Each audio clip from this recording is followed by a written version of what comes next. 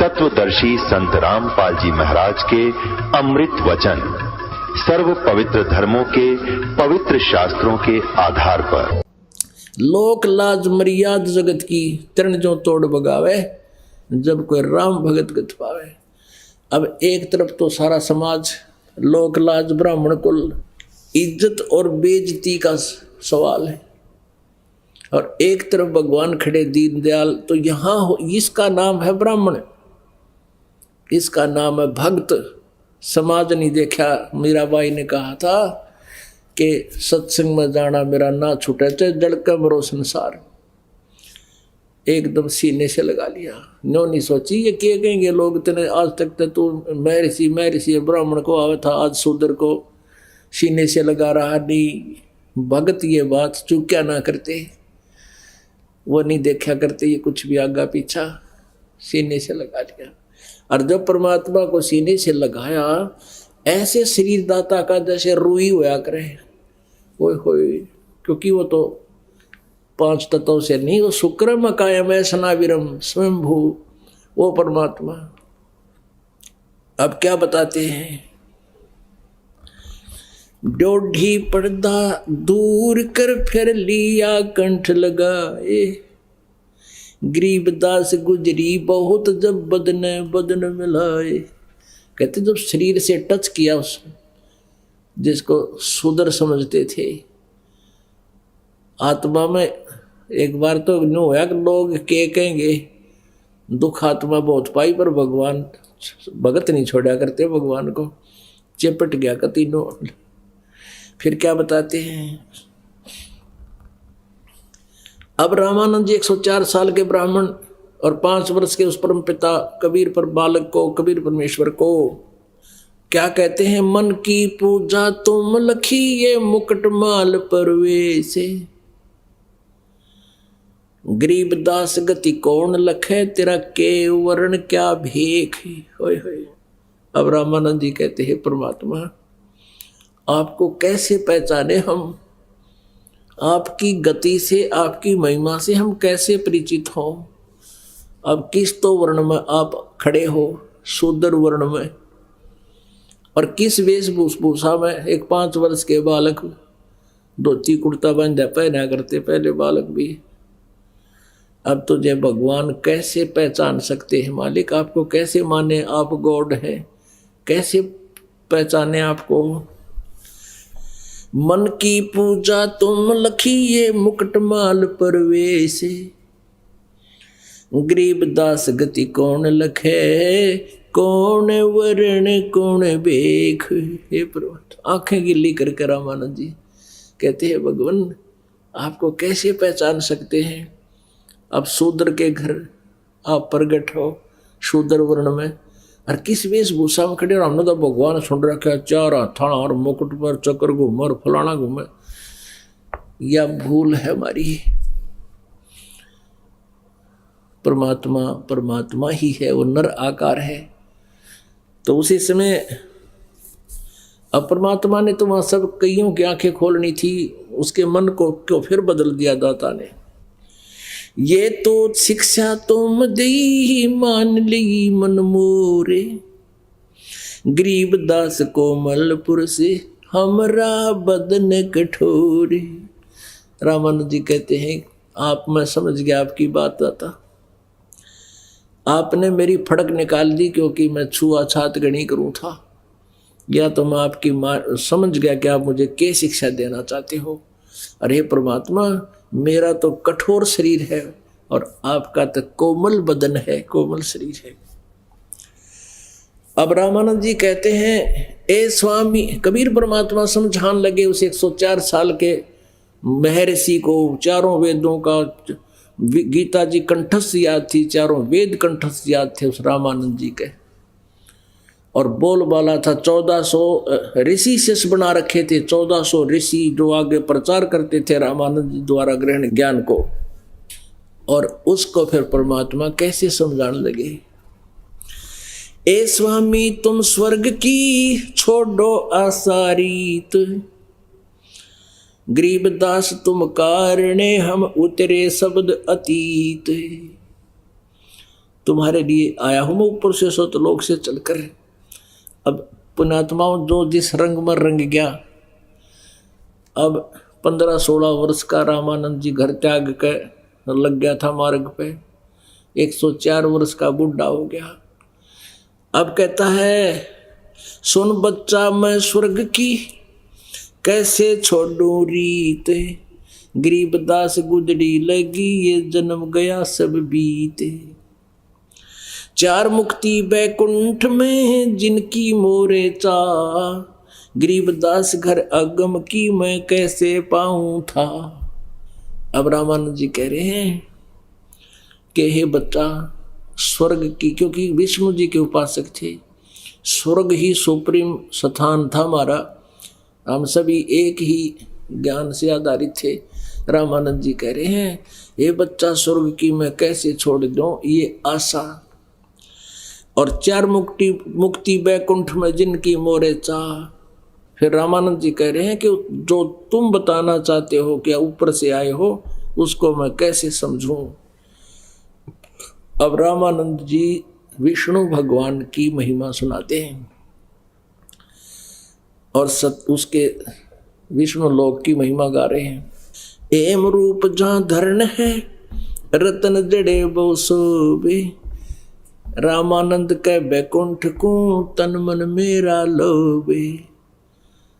शंख चक्र गदा पद्म है वो मोहन मदन मुरारे, गरीबदास मुरली बजे वो स्वर्ग लोक दरबारे। दूधों की नदियां बगे यो सेत वृक्ष सुभाने, गरीबदास मंगल मुक्ति स्वर्गापुर स्थान।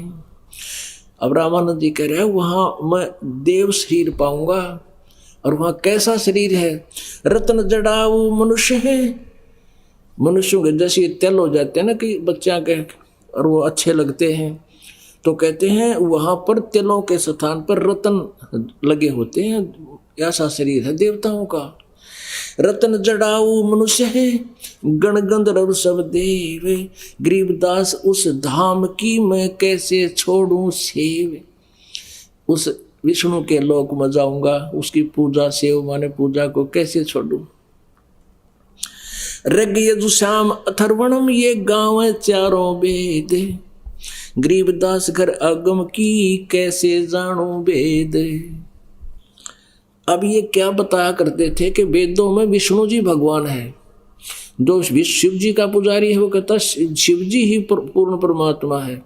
तो यहाँ ये यहीं अड़ा बैठा है कि ऋग यजु साम अथर्वण ये 4 वेद विष्णु जी की तो महिमा गा रहे हैं। अब क्या बताते हैं? स्वर्ग लोक बैकुंठ है या से प्रेरणा और, गरीबदास 60 शास्त्र और 4 वेद की दौड़े। अब रामानंद जी अपनी सोच से जैसा वेदों को समझा था वो कह रहे हैं कि 4 वेदों में स्वर्ग से ऊपर कोई बात ना बता रखी, कहीं जिक्र है कोई नहीं। जब परमात्मा ने वो सारे ऋग्वेद मंडल में बताया कि ऊपर 4थे मुक्ति धाम में वो हम ही रहते हैं, और वो 4था राम भी मैं ही हूं।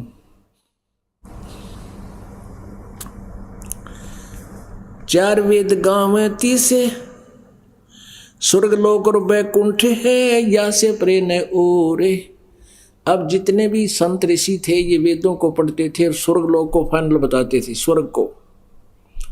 अब वही रामानंद जी सुने सुनाए ज्ञान में बोल रहा है कि स्वर्ग लोक बैकुंठ है, इससे आगे और कोई नहीं देश। अब परमेश्वर कबीर देव जी ने कहा, स्वामी जी आप कहाँ जाओगे स्वर्ग में? कितने दिन रहोगे स्वर्ग में? अभी बुद्धिमान था, इतना ज्ञान तो था, जब तक पुण्य रहेंगे तब तक स्वर्ग रहेंगे, फिर वापस। कहा बच्चा जब तक मेरे भक्ति की कमाई रहेगी, फिर ये अक्षीण होगी स्वामी जी, फिर कहाँ जाओगे?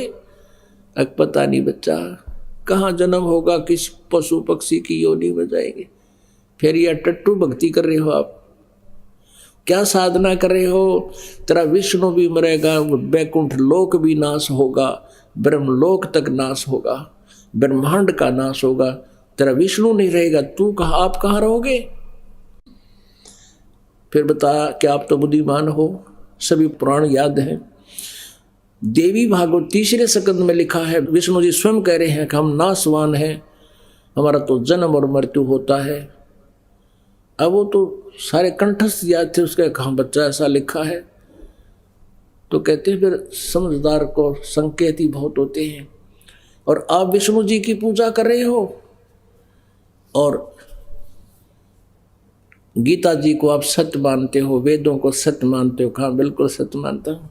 7वें अध्याय के 12 से लेकर 15 तीनों गुण क्या है? रजगुण ब्रह्मा, सतगुण विष्णु, तम गुण शिव जी, त्रिगुणमयी माया। कहाँ बच्चा ऐसा ही है। अब बुद्धिमान ने तो जल्दी समझाया जा सकता है, वो भगवान चाहता है, और जो जानबूझ के बकवाद करता फिर उसको समझाना व्यर्थ होता है। लेकिन वो भगवान चाहता था और 104 वर्ष का हो गया था, टिकट कटने वाली थी, तो उस समय भी आदमी थोड़ा सोच लेता है, कहाँ बात तो बिगड़ने वाली है। अब परमात्मा ने, कबीर परमेश्वर जी ने उसको समझाने की चेष्टा की कि स्वामी जी, तीनों गुणों रजगुण ब्रह्मा, सतगुण विष्णु, तम गुण शिव जी के द्वारा, त्रिगुणमयी माया के द्वारा जिनका ज्ञान हरा जा चुका है, 7वें अध्याय के 15वें श्लोक में श्रीमद् भगवत गीता में लिखा है। वो राक्षस स्वभाव को धारण किए मनुष्यों में नीच दूषित कर्म करने वाले मूर्ख मुझे भी ना बचते, ये ब्रह्म कहता है जो ब्रह्मा विष्णु महेश का पिता है। रामानंद जी को तो कंठस्थ याद थी वो बातें, श्लोक याद थे सारे। कहाँ बच्चा ऐसा ही लिखा है। फिर 16, 17 और 18 में, 7वें अध्याय के 16, 17, 18 में अपने विषय में कहता है ये ब्रह्म के मेरी पूजा भी 4 प्रकार के करते हैं। उनमें से ज्ञानी मुझे अच्छे लगते हैं क्योंकि उन्होंने ये फैसला कर लिया है कि एक भगवान की भक्ति करनी चाहिए, आन उपासना अन्य देवता की नहीं करनी चाहिए। लेकिन वो भी तत्वदर्शी संत ना मिलने से मेरे वाली अनुत्तम साधना में ही लीन रहे। कि हाँ बच्चा ऐसा ही लिखा है। फिर 20, 21, 22 और 23 में स्पष्ट किया है कि जो अन्य देवताओं की पूजा करते हैं उनकी साधना शास्त्र विरुद्ध होने से व्यर्थ है। कहाँ बच्चा ऐसा ही लिखा है। सारा कुछ समझ गया फिर भी क्या कहता है, कैसा है ना, मैं समाधि लगाता हूँ और मैं सुरती ऊपर पहुंच जाती है, मेरा ध्यान समाधिस्थ हो जाता हूँ, ऊपर जाता हूँ। अब देखो काल ने इतने अड़ंगे अड़ा दिए हमारे भीतर। फिर यो अभिमान कि मैं तो बाल ब्रह्मचारी और योग अभ्यास करता हूँ, मेडिटेशन करता हूँ। परमात्मा ने पहले तो उस मेडिटेशन के डीमेरिट बताए उसको कि जो साधना आप करते हो तब से राज राज मधुमानम जन्म तीसरे शुक्र स्वानम। और फिर कहा कि लगाओ चल ध्यान नहीं मानने वाले दिखे तो यो और अड़ गया एक अड़ंगा। जब अंदर समाधिस्थ हुए त्रिवेणी पे 3 रास्ते हो जाते हैं ऊपर। अब 3 रास्ते वहां जाकर अटक गए, उससे आगे वो नहीं जा सकते थे। वो तो मृत्यु के उपरांत जा सकते थे जहां भी उसका साधन जिसकी भक्ति थी। तब परमेश्वर ने कहा, और बालक रूप में ऊपर दिखे जैसे सपना होया करे। कहा स्वामी जी ये बीच वाला रास्ता ऊपर ब्रह्मरंध्र को पार करके सतलोक जाता है, ऊपर के लोकों में जाता है, और ये तुम्हारा रास्ता है जो विष्णु के लोक में जाएगा। आप अपने पुण्य कर्मों के आधार से विष्णु लोक में जाओगे, अपने पुण्यों को खत्म करके फिर 84 लाख योनियों में। ये सामने का जो 30 बीच वाला जो ब्रह्मरंध्र है ये तुम्हारे मंत्रों से जाप से नहीं खुल सकता, ना ओम नाम से खुल सकता, मैं अपने सतनाम से खोलूंगा। परमात्मा ने लीला करके दिखाया, उस सतनाम का सिमरण किया, वो बीच का इतना बहारा जो गेट से एकदम खुल गया, पटाख देसी। आजा स्वामी जी। ऊपर परमात्मा ने काल दिखाया कि जिसको तुम निराकार कहते, ये बैठा ये ओछे माथे वाला जो 1000 भुजा दिखावा था, श्री कृष्ण में प्रवेश करके अर्जुन डराया था, उसने डरा के युद्ध कराया, मैं काल हूँ सैंसर बाहु, वो बैठा देख। परमात्मा के सिमरण के सामने उसका नतमस्तक हो गया। कबीर परमेश्वर रामानंद जी को सतलोक में लेकर गए। अब वहां जाकर रामानंद जी ने क्या देखा कि परमात्मा परमेश्वर जैसे यजुर्वेद अध्याय नंबर 5 के मंत्र नंबर 1 में 2 बार गवाही दी है, अग्ने तनुरसी विष्णुवे तवा सोम से तनुरसी। वो परमात्मा, हे परमात्मा, आपका तेजोमय शरीर है जो सतलोक में स्थिर है, वहां सिंहासन पर विराजमान रहते हो। और विष्णुवे तवा सोम से तनुरसी, सबका धारण पोषण करने के लिए, यहाँ उनको सद्भक्ति दे करके उनको समृद्ध करने के लिए भी उस परमात्मा अमर पुरुष का अन्य शरीर है। उस अन्य शरीर में वो जुल्हा बनकर परमात्मा या नीचे आए हुए थे, बालक रूप दिखा रहे थे। वो विष्णुवे तवा सोम से तनुरसी, वो दूसरा शरीर मालिक का उस बालक रूप में रामानंद जी के साथ गया ऊपर। अब रामानंद जी ने सोचा भगवान तो यूं है बैठा सिंहासन पर, हो तेजो में शरीर, क्योंकि वहां दिव्य नेत्र काम करते हैं, ये शरीर तो यही था, आत्मा ऊपर गई।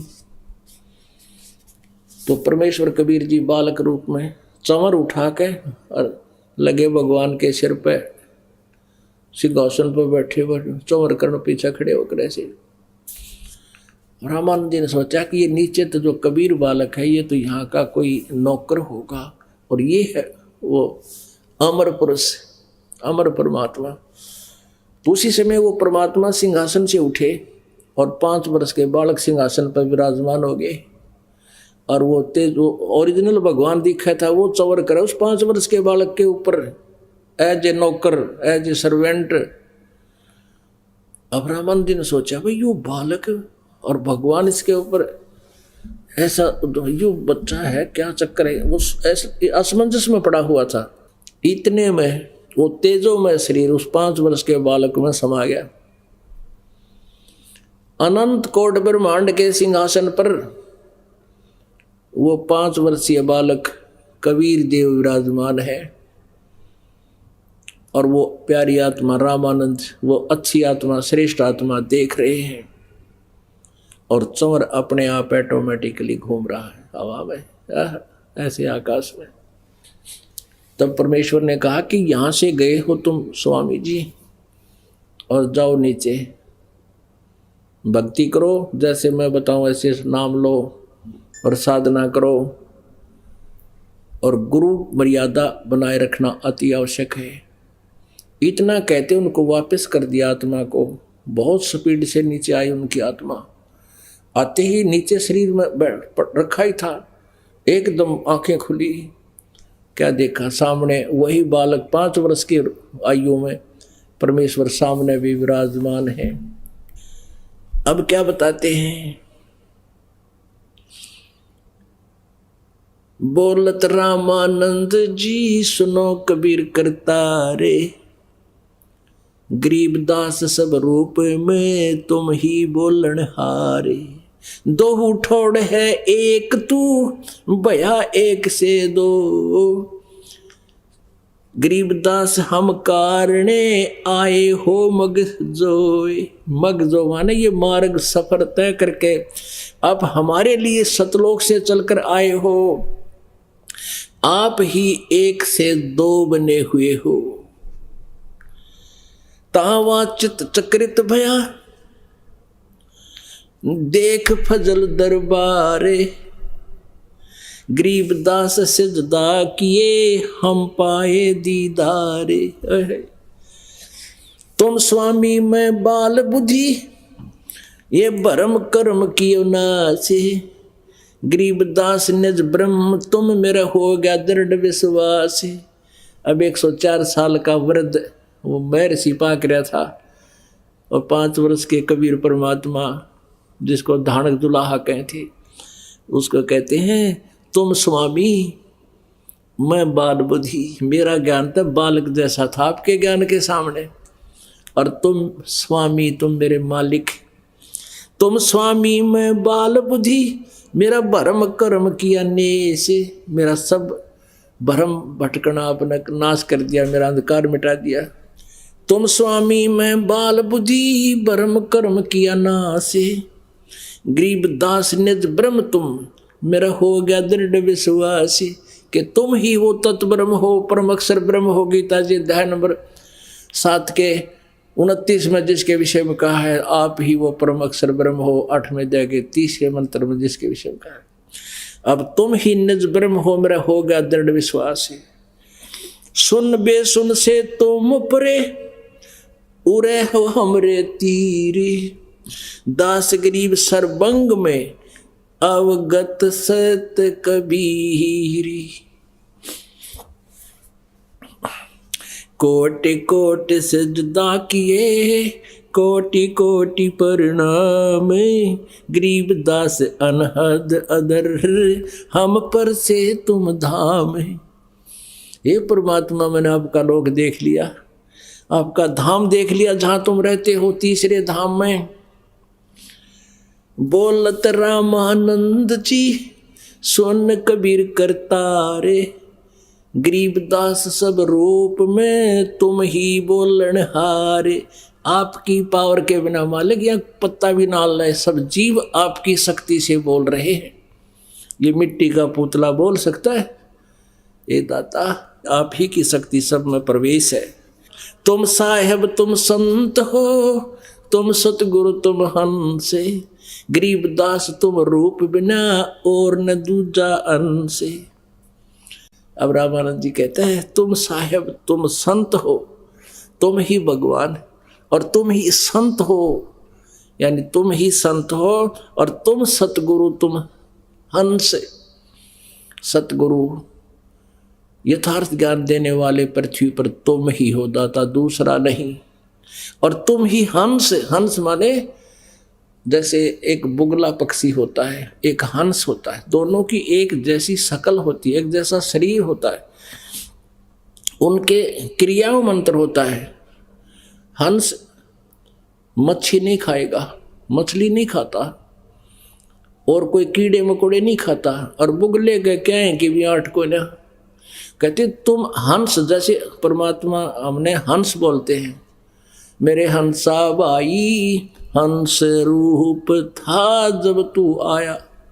हंस माने जिसने सारी बुराई छोड़ दी। और हंस पक्षी में एक और गुण होता है, एक गिलास दूध में एक गिलास जल डालकर उसके सामने रख दो, वो उसको पी लेगा, दूध पी लेगा और पानी छोड़ देगा, दूध पानी को छान देता है। तो ऐसे वो पुण्यात्मा जो भगत होते हैं जिन्होंने दूध पानी छान लिया, यथार्थ भक्ति करते हैं, बुराई करते नहीं, उनको हंस कहते हैं। कहते हंस भी दाता तुम ही हो, तुम ही एक सच्ची भूमिका कर रहे हो, एक सतगुरु की, जगत गुरु की, और तुम ही परमात्मा हो, तुम ही संत हो। तुम साहेब परमेश्वर, साहेब मान परमेश्वर, तुम साहेब तुम संत हो, तुम सतगुरु तुम हंस, गरीबदास तुम रूप बिना और न दूजा अंश। मैं भक्ता मुक्ता भया कर्म कुंद भयो नाश, गरीबदास अवगत मिल गए मेरे मिट गई मन की बांस।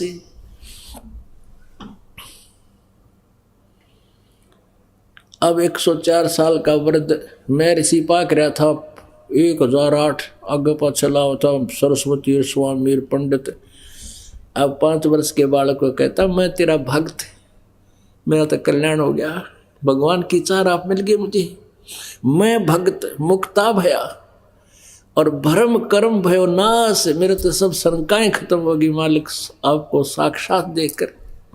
गरीबदास जी कहते, रामानंद जी ने बोले गरीबदास अवगत मिले, ये मिट गई मन की बांस, मन की वासना खत्म होगी, ये ऐसा नहीं वैसा नहीं और वहां जाऊंगा विष्णु के लोग, ये तो कोई सौदा है को नहीं।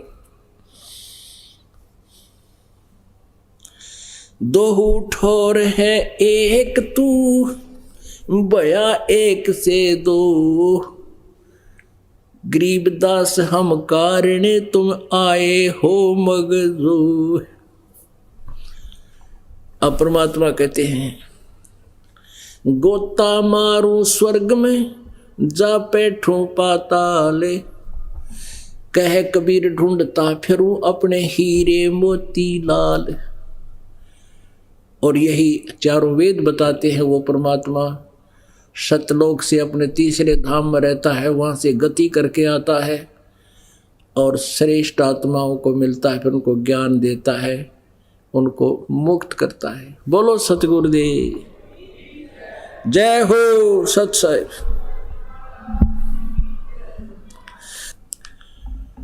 परम पिता परमात्मा पूर्ण ब्रह्म सर्व सृष्टि रचनहार कुल मालिक कबीर देव बंदी छोड़ कबीर साहिब जी की असीम कृपा से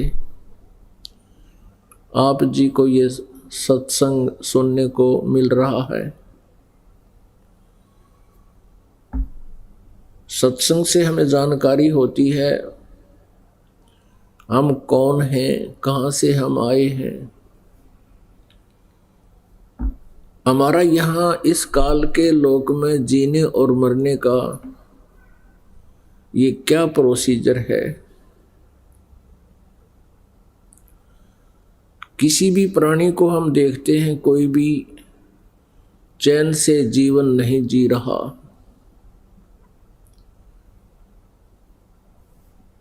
पशु पक्षी अन्य प्राणी तो वैसे ही हमें स्पष्ट दिखाई देते हैं ये कितने दुखी हैं। मानव शरीर को हम प्राप्त करके ये सोच लेते हैं कि हम सुखी हैं, लेकिन हम भूल जाते हैं तत्व ज्ञान के अभाव से कि हम भी जीव हैं। केवल आकार का अंतर है, मटेरियल वही है, सभी विकार वही हैं जो अन्य प्राणियों में हैं, लेकिन मानव शरीर के एक विशेषता है कि हम इससे परमात्मा प्राप्ति कर सकते हैं, हम इस कष्ट से छुटकारा प्राप्त कर सकते हैं। जन्म और मृत्यु के रोग को हम सदा के लिए समाप्त करा सकते हैं। परमात्मा हमें याद दिलाते हैं कि तुम ऐसे गलत स्थान पर रह रहे हो जहां पर सुख नाम की चीज नहीं है, और आप जी सुख की ही खोज में, सुख प्राप्ति के लिए ही आप सैकड़ों प्रयत्न करते हो। जिसके पास संतान नहीं है वो सोचता है कि हे परमात्मा एक बालक हो जा, मैं सुखी हो जाऊंगा। अब जिनके बालक हैं उनसे पूछ लीजिए वो कितने सुखी हैं। एक छोड़ जिनका 4-4 है उनने भी पूछ लीजिए वो कितने सुखी हैं। अंधा सोचता है मुझे नेत्र मिल जाए, हे भगवान, वो कुछ नहीं मांगता भगवान से, केवल नेत्र मांगता है। ये नेत्रों वाले देख ले कौन सुखी है। इसी प्रकार जिसके पास धन नहीं है वो धन मांगता है, हे भगवान धनवान हो जाऊं तो मौज हो जावे। जितना भी अधिक धन होगा उतना ही अत्यधिक दुखी प्राणी हो जाता है। धनवान प्राणी कभी सुखी नहीं हो सकता, क्योंकि हमने उस परमात्मा के ज्ञान का पता नहीं है जो अध्यात्म ज्ञान है, जिसके अंदर सच्चाई परिपूर्ण है। और हम अपनी जीव संज्ञा से जितनी सोच करते हैं वो जीव सतर की है। उस आधार से हम ना सुख प्राप्त कर सकते हैं ना कोई निर्णय ले सकते हैं। हमने अपने जीवन को सफल करने के लिए परमेश्वर के विधान को आधार मानना पड़ेगा, उसी का अनुसरण करना होगा। अपनी सोच अपने ज्ञान को हमने फॉरगेट करना पड़ेगा, उसको भुलाना पड़ेगा। क्योंकि हमारी सोच है कि धनवान सुखी, धनवान सोचता है कि राजा लोग सुखी होंगे, मैं मंत्री बन जाऊं, मुख्यमंत्री बन जाऊं। उसके लिए ना जाने कितना पैसा व्यय कर देता है वो एक MLA MP बनने के लिए, और राजा को सपने में भी सुख नहीं होता। लेकिन हमारी जीव संज्ञा का जो पैमाना है वो हम देख लेते हैं। ये पहले राजा लोग हाथियों पर चलते थे, उनके ऊपर नौकर छत्तर रखते थे छाया के लिए, बड़ा छत्तर चांदी सोने का, आगे पीछे सेना चलती थी, बैंड बाजे बजते थे। तो आम व्यक्ति बड़ा प्रभावित होता था कि राजा बहुत सुखी है, उसको स्वप्न में भी सुख नहीं होता। ऐसे ही कोई मंत्री, प्रधानमंत्री, मुख्यमंत्री या अन्य पोस्ट पा करके हम ये सोच लेते ये बड़ा सुखी होगा, उस जैसी दुर्गति प्राणी की नहीं। सपने में भी सुख नहीं इन व्यक्तियों को। वर्तमान में कलयुग के मंत्री, मुख्यमंत्री, प्रधानमंत्री, इनके तो आसपास भी सुख नहीं है। अगर कोई सुखी है तो परमात्मा पंदी छोड़ के ज्ञान पर जो आधारित हो चुका है, कबीर परमेश्वर के तत्व ज्ञान पर आधारित हो गया है, उसको परिचित हो गया उससे, और जो परमात्मा का सतनाम जाप करता है वो प्राणी सुखी होगा। वो प्राणी सुखी है और होगा, और उसी को मोक्ष होगा। भाई तन दर सुखिया कोई न देखा, जो देखा सो दुखिया हो। उदय अस्त की बात करते हैं, मन सबका किया विवेक का हो। सबका किया विवेक का हो। तन दर सुखिया कोई न देखा, जो देखा सो दुखिया हो। उदय अस्त की बात करते हैं, मन सबका किया विवेक का हो। सबका किया विवेक का हो। घाटे बाधे सब जग दुखिया, के गृहस्थी बैरागी हो। घाटे बाधे सब जग दुखिया, के गृहस्थी बैरागी हो। सुख देव ने दुख के डर से, गर्भ में माया त्यागी हो। गर्भ में माया त्यागी हो। तंदर सुखिया कोई न देखा, जो देखा सो दुखिया हो। उदय अस्त की बात करते हैं, मन सबका किया विवेक का हो। सबका किया विवेक का हो। जंगम दुखिया योगी दुखिया, तपस्वी को दुख दूना हो। जंगम दुखिया जोगी दुखिया, तपस्वी को दुख दूना हो। आशा तृष्णा सब में व्यापे, कोई मैल न सुना हो। कोई मैल न सुना हो। तंदर सुखिया कोई न देखा, जो देखा सो दुखिया हो। उदय अस्त की बात करते हैं, मन सबका कियो विवेक का हो। सबका किया विवेक का हो। भाई सच कहूं तो जग नहीं माने, पर झूठ कही ना जाई हो। सच कहूं तो जग ना माने, झूठ कही ना जाई हो। ब्रह्मा विष्णु ये शिव जी दुखिया, जिन ये राह चलाई हो। जिन ये राह चलाई हो। तंदर सुखिया कोई न देखा, जो देखा सो दुखिया हो। उदय अस्त की बात करते हैं, मन सबका किया विवेक का हो। सबका किया विवेक का हो। भाई सुरपति दुखिया भूपति दुखिया, रंग दुखी बपरीती हो।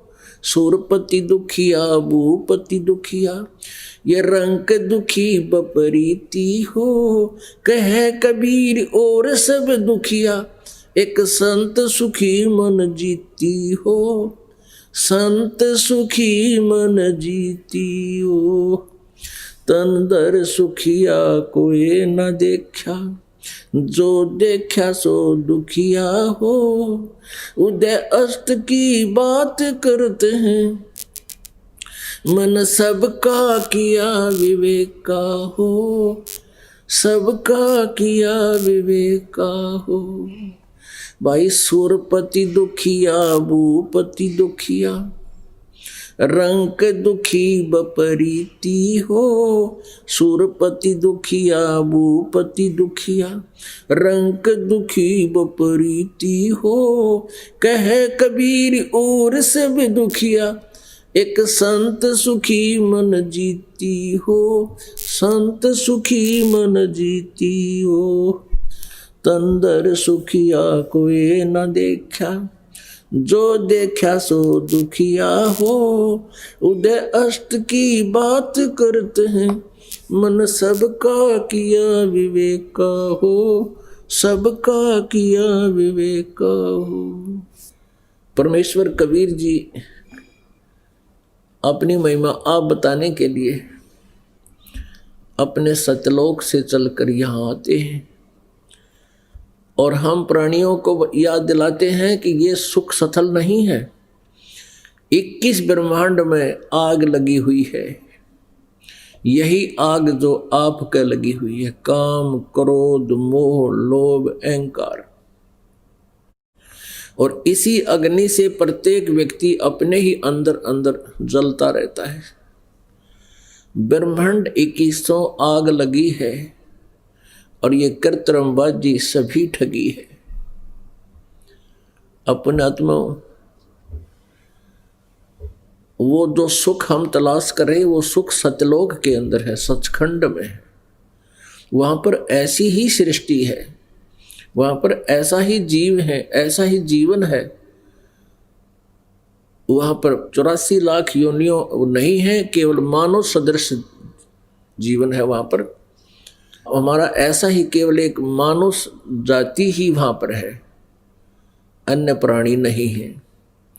और वहां किसी वस्तु का अभाव नहीं।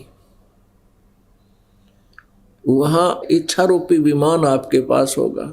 जैसे आपकी इच्छा होगी कि हम वहां जाएं तो 1 सेकंड में आप वहीं पहुंच जाओगे।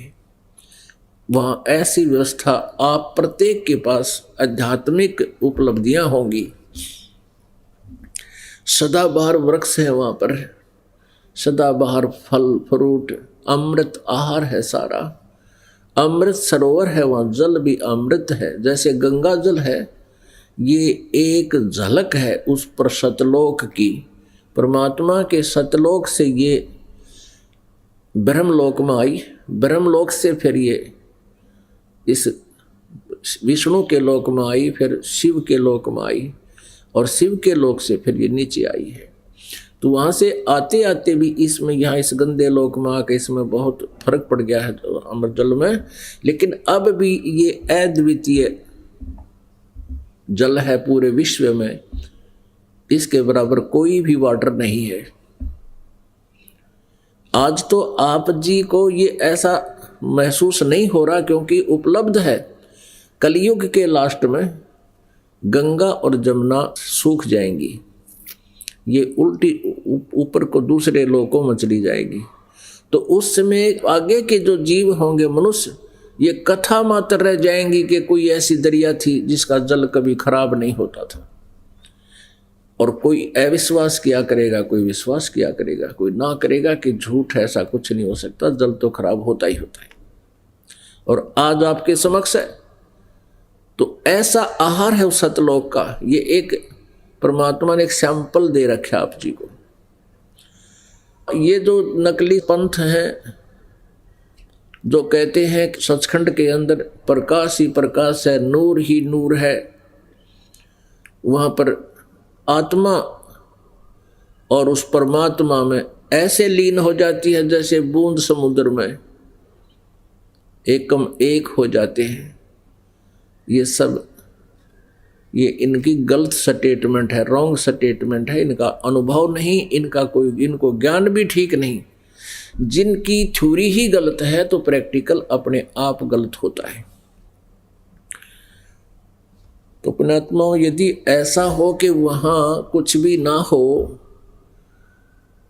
तो किसकी रुचि बनेगी वहां जाने में? सपने में भी ना बने, चाहे कितनी बात बनाता हो आदमी।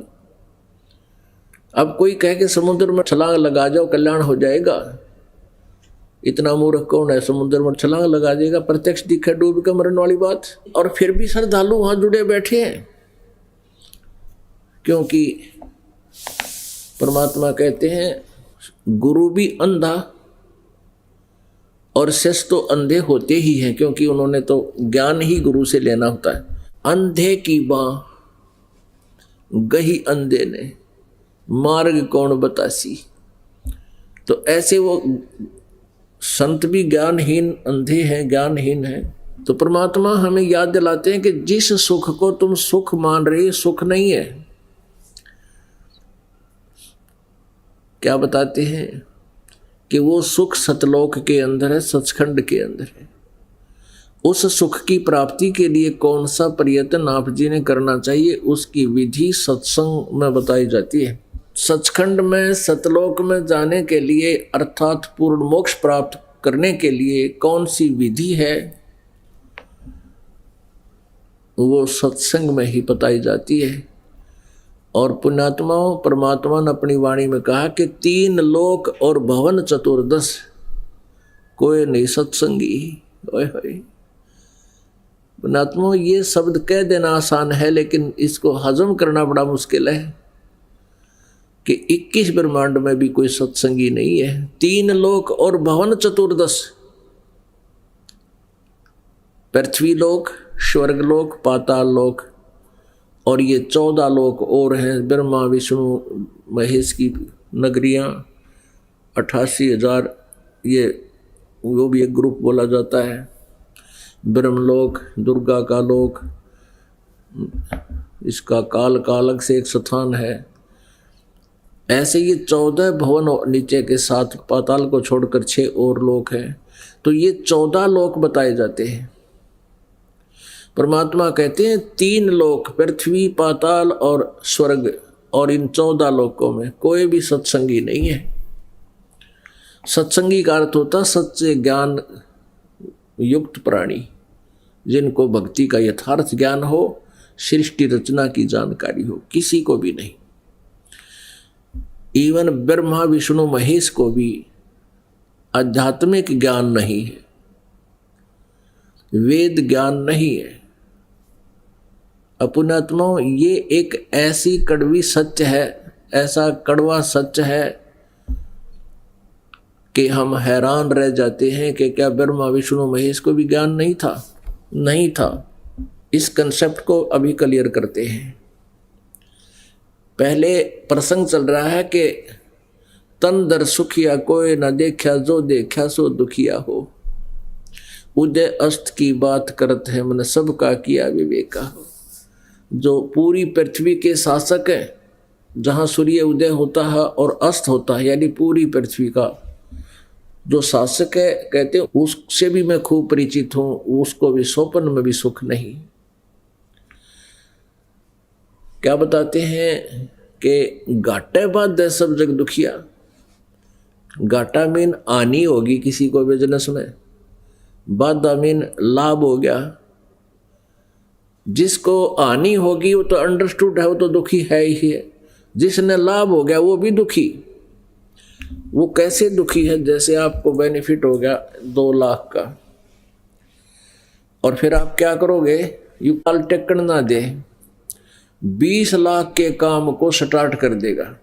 कोई ऐसी फैक्ट्री लाऊंगा, फलाना प्लांट लगाता हूं, और उसमें 90% 70% लेगा लोन, और वो 2 लाख का बेनिफिट भी उसके अंदर। आगे फिर उसकी इतनी चिंताएं बढ़ जाएंगी, रात में भी नींद आनी हराम हो जाती है। फिर परमात्मा कहते हैं जंगम दुखिया योगी दुखिया, और तपस्वी को दुख दूना हो। ये जितने भी शास्त्र विरुद्ध साधक हैं, जो परमेश्वर कबीर जी की साधना को छोड़कर, सत साधना को छोड़कर, सतनाम का जिसके पास नाम मंत्र नहीं है सच्चा, और पूरे गुरु से प्राप्त नहीं है, उसको छोड़कर जितने भी साधक हैं वो भी अपना जीवन व्यर्थ कर रहे हैं। श्रीमद् भगवत गीता अध्याय नंबर 16 के श्लोक नंबर 23 में कहा कि अर्जुन, शास्त्र विधि को त्याग कर जो मनमाना आचरण करते हैं, उनको न तो कोई सुख होता है, न गति होती है, न कोई सिद्धि प्राप्त होती है, अर्थात यूजलेस। तो पुण्यात्माओं, शास्त्र विरुद्ध साधना कौन सी है और शास्त्र अनुकूल साधना कौन सी है, भक्ति कौन सी है? वो गीता जी अध्याय नंबर 16 के श्लोक 24 में स्पष्ट किया है कि इससे तेरे लिए कर्तव्य और अकर्तव्य की व्यवस्था में सदग्रंथ ही प्रमाण है, शास्त्र ही प्रमाण है। उन्हीं के आधार से जो सदग्रंथों में साधना लिखी है, वे ऑफ वर्शिप बताई है, वही करनी चाहिए और नहीं करना। अपनात्माओं,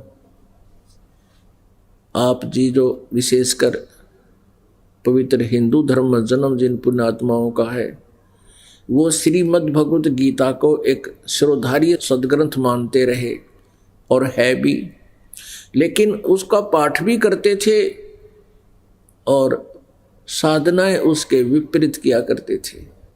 अब जैसे श्री कृष्ण जी के पुजारी हैं, वो नाम जपते हैं, हरे कृष्ण कृष्ण कृष्ण हरे हरे, हरे राम राधे श्याम राधे।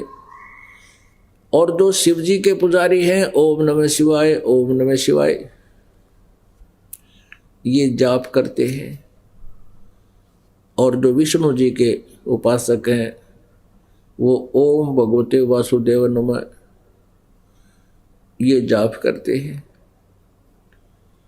पहले तो ये देवता पूजा के योग्य नहीं है, ये मोक्षदायक नहीं है। अपनात्माओं, ये दास इसलिए प्रत्येक संत का खटक रहा है, जिसके भी 1000, 2000, 10,000 शिष्य हैं, वो ही मुझसे बहुत खिन्न है, क्योंकि उनके पास ज्ञान शास्त्र विरुद्ध है। और वो उन भोली आत्माओं को नहीं चाहते कि वो भोली आत्मा का कल्याण हो और उनको सच्चाई का पता लगे, तो वो विरोध करते हैं और गुमराह करने की चेष्टा करते हैं समाज को कि रामपाल आलोचना करता है। आलोचना नहीं, दास एक बहुत ही परमार्थी कार्य कर रहा है। अपने सदग्रंथों में जो अनमोल भक्ति विधि और ज्ञान उपलब्ध है, उसका प्रकाश कर रहा है, उसको आपके समक्ष रूबरू कर रहा है, जिससे आप जी का कल्याण संभव है, अन्यथा नहीं। अब ये संत सब गलत साधना खुद भी कर रहे हैं और करवा भी रहे हैं। आप भी जीवन व्यर्थ कर रहे हैं और उन पुण्यात्मा श्रद्धालुओं का भी जीवन नष्ट कर रहे हैं। अब जो भी वे ऑफ वर्शिप साधना हमारे सदग्रंथों में विद्यमान है, हमने वही करनी चाहिए थी। फिर उसके बाद उस साधना का, उस नाम जाप का विधि बताने का अधिकारी भी आवश्यक है। अनाधिकारी यदि वो उपदेश देता है, वो भी लाभदायक नहीं है। एक समय में एक ही सतगुरु होता है, दूसरा नहीं हो सकता। आज से 600 वर्ष पहले परमेश्वर स्वयं आए थे एक सतगुरु की भूमिका करने, और केवल एक वही सतगुरु थे। 600 वर्ष पहले लगभग परमात्मा के 64 लाख शिष्य हुए थे। 64 लाख, विचार कीजिए पुण्यात्माओं। उस समय ना कोई मीडिया था, ना कोई टेलीविज़न था, ना कोई स्पीकर थे, ना कोई बैटरी उपलब्ध थी। और उस समय परमेश्वर के 64 लाख शिष्य हुए भारत में। उस समय भारत कहाँ तक था? पश्चिमी पाकिस्तान, पूर्वी पाकिस्तान, अफगानिस्तान, बलोचिस्तान, गजनी तक, इराक, ईरान तक भारत था। और उस समय 64 लाख शिष्य हो जाना परमात्मा का कोई छोटी बात नहीं। और इस पूरे भारत की, जो उस समय भारतवर्ष था, उस समय कुल मिलाकर 4 करोड़ आबादी होगी मुश्किल से भारत की। और 4 करोड़ में से और 64 लाख से परमेश्वर के हो जाना, और 64 के 64 लाख को स्वयं ही उपदेश देना। उन्होंने कोई उत्तराधिकारी नहीं बनाया, ना किसी अन्य को कहा कि आप उस क्षेत्र में उपदेश दे दीजिए, क्योंकि ये एक बहुत ही जिम्मेदारी का पद है। गुरु बनना कोई बालकों का खेल नहीं है। स्वयंभू कोई संत गुरु बन बैठता है, वो महादोषी अपराधी प्राणी है। परमात्मा जिसको पावर देगा, जिस पर रजा बख्शता है, वही गुरु पद का अधिकारी होता है। वो स्वयं ही नॉमिनेट करता है। उसके अतिरिक्त यदि कोई उपदेश दे रहा है, वो अपना जीवन बर्बाद कर रहा है साथ में अनुयायियों का। तो पुण्यात्माओं, एक समय में एक ही सतगुरु होता है और अन्य जो होते हैं वो जनता को मिसगाइड किए हुए होते हैं, फिर वो विरोध करते हैं क्योंकि उनकी रोजी रोटी का रोला है, रोजगार का मामला है। उन्होंने तो अपना उद्देश्य बना रखा है पेट भरना, उनको जनता के कल्याण से कोई लेना देना नहीं है। अगर लेना देना है तो इस सत्य को मानकर उन्हें सरेंडर कर देना चाहिए कि हम गलत कर रहे हैं और गलत करवा रहे हैं। अपने अनुयायियों को भी कहना चाहिए अभी भूल बन गई हमसे, कोई बात नहीं, हम तो इंसान हैं, इंसान से 100 बार गलतियां हो जाती हैं, लेकिन जब पता लग जाए कि ये गलती है फिर नहीं करनी चाहिए। अनजानपने में हो सकती है और फिर जानबूझ साची तजें और करे झूठते ने, ताकि संगत है प्रभु सोपन में भी ना दे, कबीर भगवान कहते हैं। तो पुण्यात्मा परमात्मा कबीर जी कहा करते थे, जंगम दुखिया जोगी दुखिया तपस्वी को दुख दूना हो, और आशा तृष्णा सब में व्यापक है और कोई घट ना सुना हो। अब जंगम दुखिया जोगी दुखिया यानी ये साधक हैं, ये गिरी पुरी, इनके अंदर ये जंगम भी होते हैं। और योगी जो योग साधना करते हैं, हठ योग करके बैठे रहते हैं काफी वर्षों तक, कहते हैं ये भी दुखी। और एक तपस्वी को दुख दूना हो, जो खड़ा होकर तप करता है कि तो दोने लाकर बैठ जाता है, इनको दुख दूना हो। ये तो शास्त्र विरुद्ध साधना कर रहे हैं। अब शास्त्र विरुद्ध साधना करने वाले को कैसे कष्ट होगा? जैसे तपस्वी पहले तो इस जीवन में दुखी, सारा जीवन तपस्या कर करके शरीर को कष्ट यानी हिंसा से वो साधना करता है, हिंसा से, और फिर अगले जन्म में वो क्या बनता है? राजा बनता है। तप से राज्य प्राप्त होता, और राजा अपने जीवन काल में इतने घोर पाप कर देता है कि वो फिर नेक्स्ट जीवन में फिर गधे और कुत्ते की योनि में जाता है, नरक में जाता है, फिर पशु योनियों को प्राप्त होता, पक्षियों की योनियों को प्राप्त होता। अब जैसे शास्त्र विरुद्ध साधना कौन सी है, शास्त्र अनुकूल कौन सी है? अभी आपको बताया कि ये जो मंत्र जाप करते हैं अन्य, जैसे गायत्री मंत्र बना रखा था, इन अज्ञानियों को ये नहीं पता ये गायत्री मंत्र है क्या। ओम, इस यजुर्वेद अध्याय नंबर 36 के मंत्र नंबर 3 के साथ आगे ओम ला लिया, ओम लगा दिया, और इनको ये नहीं मालूम था अभी तक कि ये गायत्री मंत्र है कहाँ और कहाँ से उपलब्ध है, कहाँ से प्राप्त हुआ है।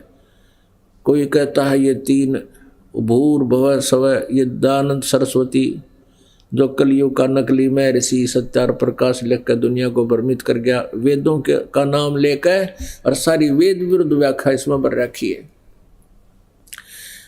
इसने तीसरे समोल्लास में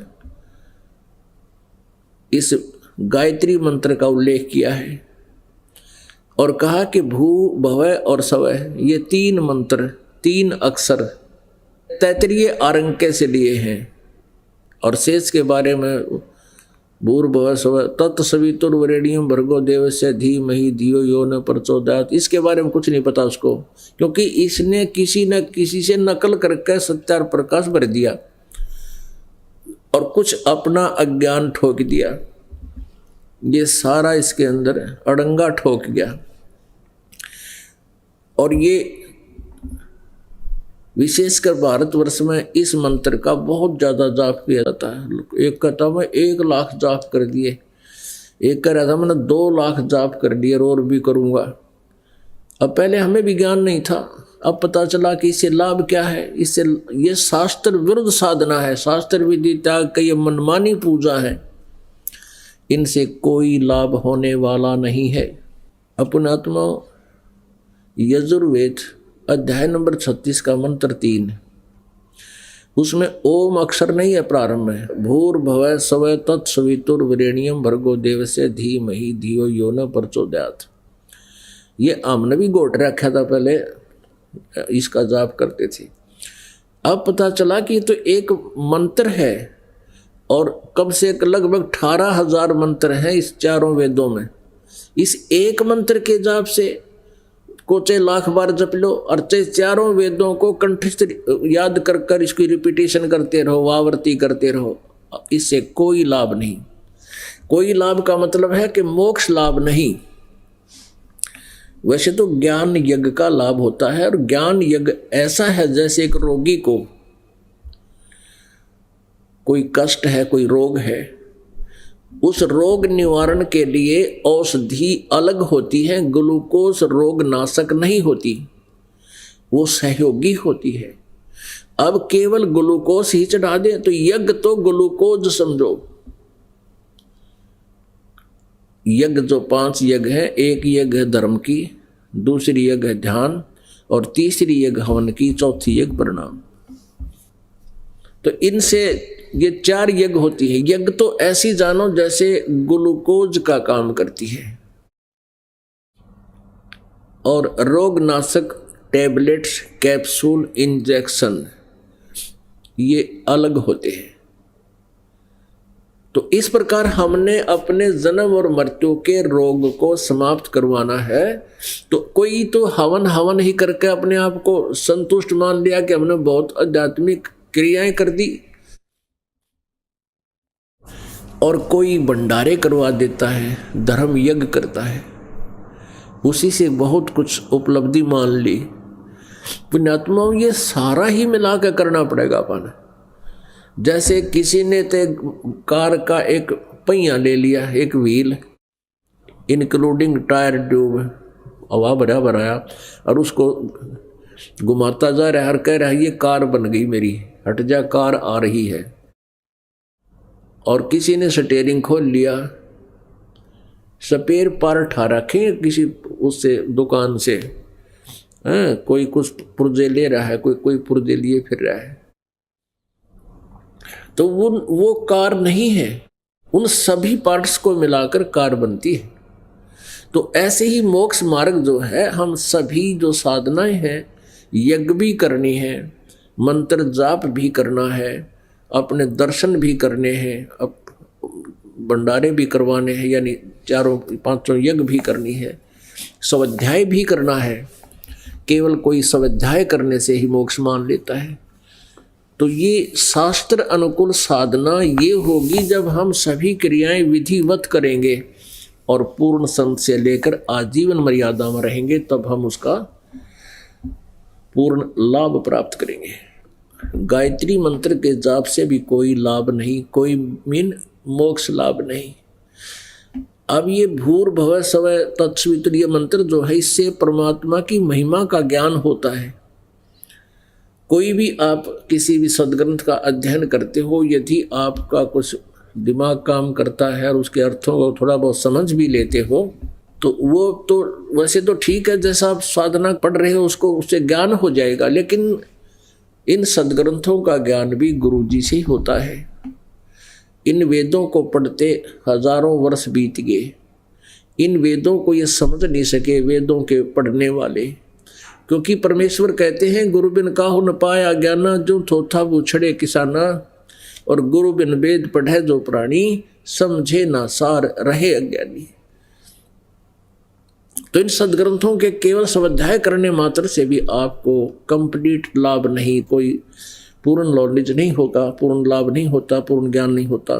तो संत से ही, सतगुरु से ही वो ज्ञान यज्ञ का भी अनुष्ठान सतगुरु से करवाओ। जैसे भी ये ज्ञान यज्ञ आपके सामने चल रहा है, और ये ज्ञान यज्ञ आप यानी सत्संग कहो चाहे ज्ञान यज्ञ कहो, आपने बहुत और भी सुने हैं, उनके पास वो यथार्थ ज्ञान ना होने से, सत्संग ना होने से वो ज्ञान यज्ञ सफल नहीं हुआ, विफल रहा। तो कहने का तात्पर्य यह है कि शास्त्र अनुकूल साधना फिर कौन सी है? ये तो शास्त्र विरुद्ध साधनाएं है जो आप जी को वर्णित की। कोई मेडिटेशन लगाता है, ये भी शास्त्र विरुद्ध साधना है। हठ योग नहीं करना, ये भी शास्त्र विधि रहित साधनाएं हैं। तो कौन सी साधना है जो शास्त्र अनुकूल है? श्रीमद् भगवत गीता अध्याय नंबर 8 के श्लोक नंबर 13 में कहा है, ओम इति एकाक्षरम ब्रह्म व्यवहारन माम अनुशमरन ये परियाति तजन देहम स याति परमाम गतिम। पुण्यात्माओं, स्पष्ट कर दिया गीता ज्ञान दाता श्री कृष्ण में प्रवेश करके बोल रहा है ये ब्रह्म, और कह रहा है कि मुझ ब्रह्म का केवल एक ओम अक्षर है, नथिंग एल्स, और कुछ भी नहीं। इसको छोड़कर यदि कोई अन्य मंत्र जाप करता है और ब्रह्म का साधक कहलाता है, वो शास्त्र विरुद्ध साधना कर रहा है। और जिसके विषय में अब श्रीमद् भगवत गीता में केवल एक ओम नाम है ब्रह्म साधना का। इसके अतिरिक्त हम कोई भी मंत्र जाप करते हैं तो व्यर्थ है वो। और हम गीता पढ़ा करते, नाम जपते, हरे राम राधे श्याम सीताराम, सीताराम राधे श्याम, ये कोई मंत्र है? ये किसी भी सदग्रंथ में प्रमाण नहीं इनका कि ये जाप करने चाहिए। तो ये इस प्रकार हमारा मानव जीवन व्यर्थ हो रहा था। यदि विष्णु जी का कोई पुजारी है और ओम नमो भागवते वासुदेवाय ये मंत्र जाप करता है, व्यर्थ है। विष्णु जी का यथार्थ मंत्र है, वो ये दास आपको देता है, उससे लाभ होगा। इसको छोड़कर कोई और मंत्र जाप करता वो शास्त्र विरुद्ध है। ब्रह्मा जी का भी मंत्र है।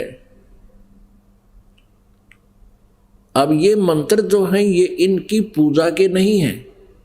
ब्रह्मा विष्णु महेश और गणेश दुर्गा जी के जो मंत्र आपको दिए जाते हैं ये पूजा के नहीं हैं। पूजा का अर्थ और होता है। पूजा तो हम केवल अपने कबीर परमेश्वर ही की करेंगे, और बाकी ये आदरणीय देव हैं। जैसे एक पति भर्ता पत्नी अपने परिवार में रहती है और वो सबका आदर करती है, देवर का, जेठ का, देवरानी और जेठानी का, सास और ससुर का, आने वाले आगंतुक का, अतिथि का, रिश्तेदारों का, सबका सत्कार करती है और बहुत ही प्यार से बोलती है। वो तो है सत्कार और एक शिष्टाचार। और पूजा वो केवल अपने पति की ही करती है। तो जब वो अपने परिवार से जब अलग होते हैं तो अपने पति के साथ चुपचाप चली जाती है, पीछे झांक कर भी नहीं देखती, और सब सामान जो हिस्से में आता सबको उठाकर और सीने के लगाकर अपने पति के पास पहुंच जाती है। और भले ही वो, क्योंकि एक अच्छे माहौल बनाने के लिए अपने परिवार में रहने वाला बच्चा जो पति भर्ता लड़की होती है वो सबसे प्यार से रहती है, झगड़ा करती है, कोई और दूसरे प्रकार की क्रियाएं करती है तो पति भर्ता होते हुए भी वह पति भर्ता नहीं होती। तो इस प्रकार हम यहाँ हमारे ये ब्रह्मा विष्णु महेश दुर्गा और गणेश आदि जो हैं ये हमारा एक परिवार है, लेकिन हम इनकी पूजा नहीं कर सकते क्योंकि हमारा पति परमेश्वर कबीर देव है, वो हमारा स्वामी है और हम इस परिवार में रहना है। इनसे ऐसे हमें सत्कार से रहना है, इनका आदर से नाम लेना है, जपना है, कहना है, बोलना है। इनसे जो लाभ हमने लेना है वो अलग वस्तु है। लेकिन जब हम यहाँ से चलेंगे अपने लोक में, हमारा इनसे कोई लिंक नहीं रहेगा, हम अपने मालिक के साथ चले जाएंगे। तो ये जो जाप है इनके, ये वो मंत्र है जो ये हमें लाभ तुरंत देंगे, इसका इनके वश की बात नहीं। अब जैसे एक उदाहरण होता है, कुत्ता है, उसको हम कुत्ता कुत्ता करते रहे कभी नहीं देखता, और उसका एक कोड वर्ड होता है हमारे यहाँ हरियाणा में, उसको बोलते हैं तो न्यों करते ही न्यों देखेगा एकदम, और भाग्या होगा चाहे कुछ भी ना हो, उसको कुछ ना मिले। तो वो अट्रैक्ट होता है, वो उस भाषा को, उसके बस की बात नहीं, वो एकदम प्रभावित होता है। तो ऐसे ये मंत्र है इन देवताओं के जिनसे हमने लाभ लेना है, इस मंत्र के जाप करते ही अपने आप सतर्क होते हैं। और ये आपको इस मजदूरी का तुरंत लाभ देते हैं, ये मजदूरी है इनकी, और इससे ही ये प्रसन्न होते हैं। इसके अतिरिक्त आप इनकी कितनी स्तुति कर लो और ये मंत्र जाप ना करो, ये कुछ नहीं दे पाओगे। ये आपकी मजदूरी बनती है, इसकी कीमत है। और अन्य जो स्तुति है वो तो हमारा शिष्टाचार है, सबको प्यार से बोलना, श्रद्धा से उनका सत्कार करना, वो अलग चीज़ है। आप गणेश जी की जो साधना करते हैं वो मंत्र ये दास आपको देता है। तो कुछ संत देखे अब नकल सी कर रहे हैं, कोई एक नाम देता है कृष्ण कलम कृष्ण खींचड़ी ज्ञान बना रखे ने, कृष्ण किलम कृष्ण, ये किलियम को किलम बोलते हैं, किलम। और कोई जैसे आप जी को दिए जाते हैं इन मंत्रों में से कोई एक ही मंत्र करता है श्रम श्रम श्रम, और कोई हरम हरम हरम।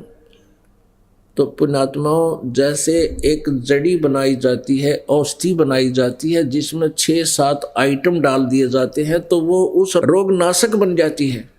और उनमें से केवल एक जड़ी को खावे, कोई जो है सूंठ होती है वो मिला रखी है, 7 आइटम है, और उनमें से कई एक आइटम को खावेगा तो उसका मोक्ष रोग नाश नहीं होगा, उसी सतर का लाभ होगा। जैसे कोई सौंफ खाता है और वो सौंफ फिर उन 7 आइटमों में से एक है, उनमें से एक को वो खा रहा है तो उस सतर का ही लाभ होगा, वो वास्तविक लाभ नहीं होगा। तो ये जो मंत्र आपको दिए हैं, प्रथम जो नाम हम फर्स्ट टाइम देते हैं उसको प्रथम मंत्र बोलते हैं, तो उसमें 7 मंत्रों का योग है। ये समझ लो कि 7 जड़ी मिला रखी हैं और यो एक बहुत अच्छा जो है वो बन गया, हमारा औषधि बन गई, ये नुस्खा बन गया, नुस्खा है ये। तो इसमें से कोई एक जाप करता है, यानी एक औषधि खाता है, एक जड़ी खाता है, तो उतना ही लाभ होगा, वो व्यर्थ होगा। ये दास एक बार नजफगढ़ सत्संग कर रहा था और वहाँ एक पंडित जी आ गया, मतलब वो क्रियाक्रम वाला पंडित जी नहीं, वैसे जैसे परंपरागत कह दे ब्राह्मण है, पंडितों का लड़का है, पंडिताई नहीं करता था, कोई नौकरी करता था। सत्संग सुनने आ गया, सारा सत्संग सुना और मेरे पास आकर कहने लगा, महाराज जी मैंने तो वो माया वाला दे दो मंत्र, जिस तक धन गणा होता हो, वो दुर्गा का दे दो एक मंत्र, माया गणी चाहिए मुझे, टोटा आ रहा है। अब उन कौन समझावे, अब इन उस अगर माया तो रावण के पास बहुत थी, वो क्या काम आई, व्यर्थ रही। तो ऐसे हमने इस विष को नहीं खाना, और जब विष अन्य जड़ियों में मिल जाता है तो अमृत भी बन जाता है।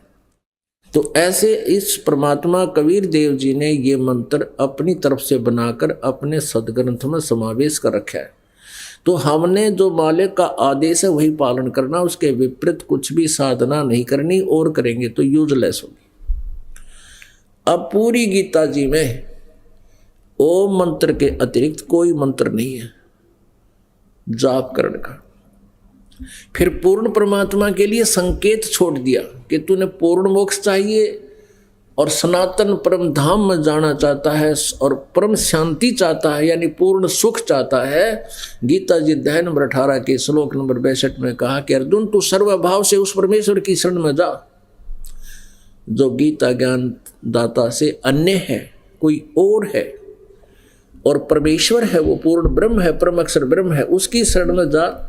उसकी कृपा से तू परम शांति को और सनातन परम धाम को प्राप्त होगा। वो मंत्र ओम तत्सत श्रीमद् भगवत गीता अध्याय नंबर 17 के श्लोक नंबर 23 में है। ओम तो ये ब्रह्म का है और तत् ये सांकेतिक है, ये अक्षर पुरुष का है, जो गीता जी अध्याय नंबर 15 के श्लोक नंबर 16 में 2 पुरुष बोले हैं, सर्वपुरुष और अक्षर पुरुष। और 17वें श्लोक में कहा है वो उत्तम पुरुष है तू अन्य, इन सरपुरुष और अक्षर पुरुष से कोई और है श्रेष्ठ परमात्मा, वो कौन है? 8वें अध्याय के 3रे मंत्र में कहा कि वो परम अक्षर ब्रह्म है। अर्जुन ने गीता ज्ञानदाता से पूछा कि किम तत्ब्रह्म, श्री कृष्ण ने गीता ज्ञानदाता से पूछा, हे प्रभु आपने 7वें अध्याय के 29वें श्लोक में जिस तत्ब्रह्म का जिक्र किया है, वर्णन किया है, और यह भी कहा कि तत्वदर्शी संत से ज्ञान प्राप्ति के पश्चात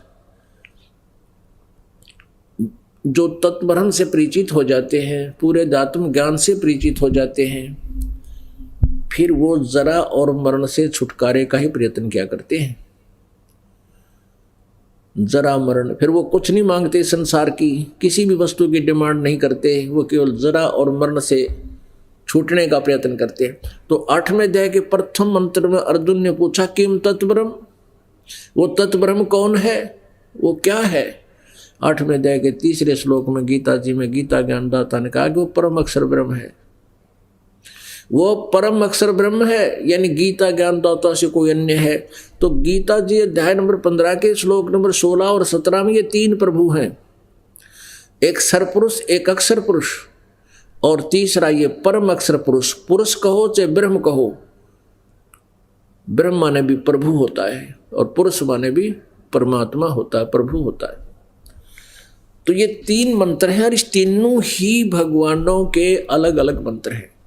गीता ज्ञान दाता ने केवल अपना ही मंत्र सार्वजनिक किया है और अन्य 2 मंत्र उसने गुप्त छोड़ दिए और उसके लिए ऑप्शन छोड़ दिया 4थे अध्याय के 34वें श्लोक में कि उस तत्व ज्ञान को तू तत्वदर्शी संतों के पास जाकर समझ, मैं नहीं बता सकता, मुझे मालूम नहीं। और तत्वदर्शी संत की पहचान बता दी 15वें अध्याय के प्रथम श्लोक में गीता जी में,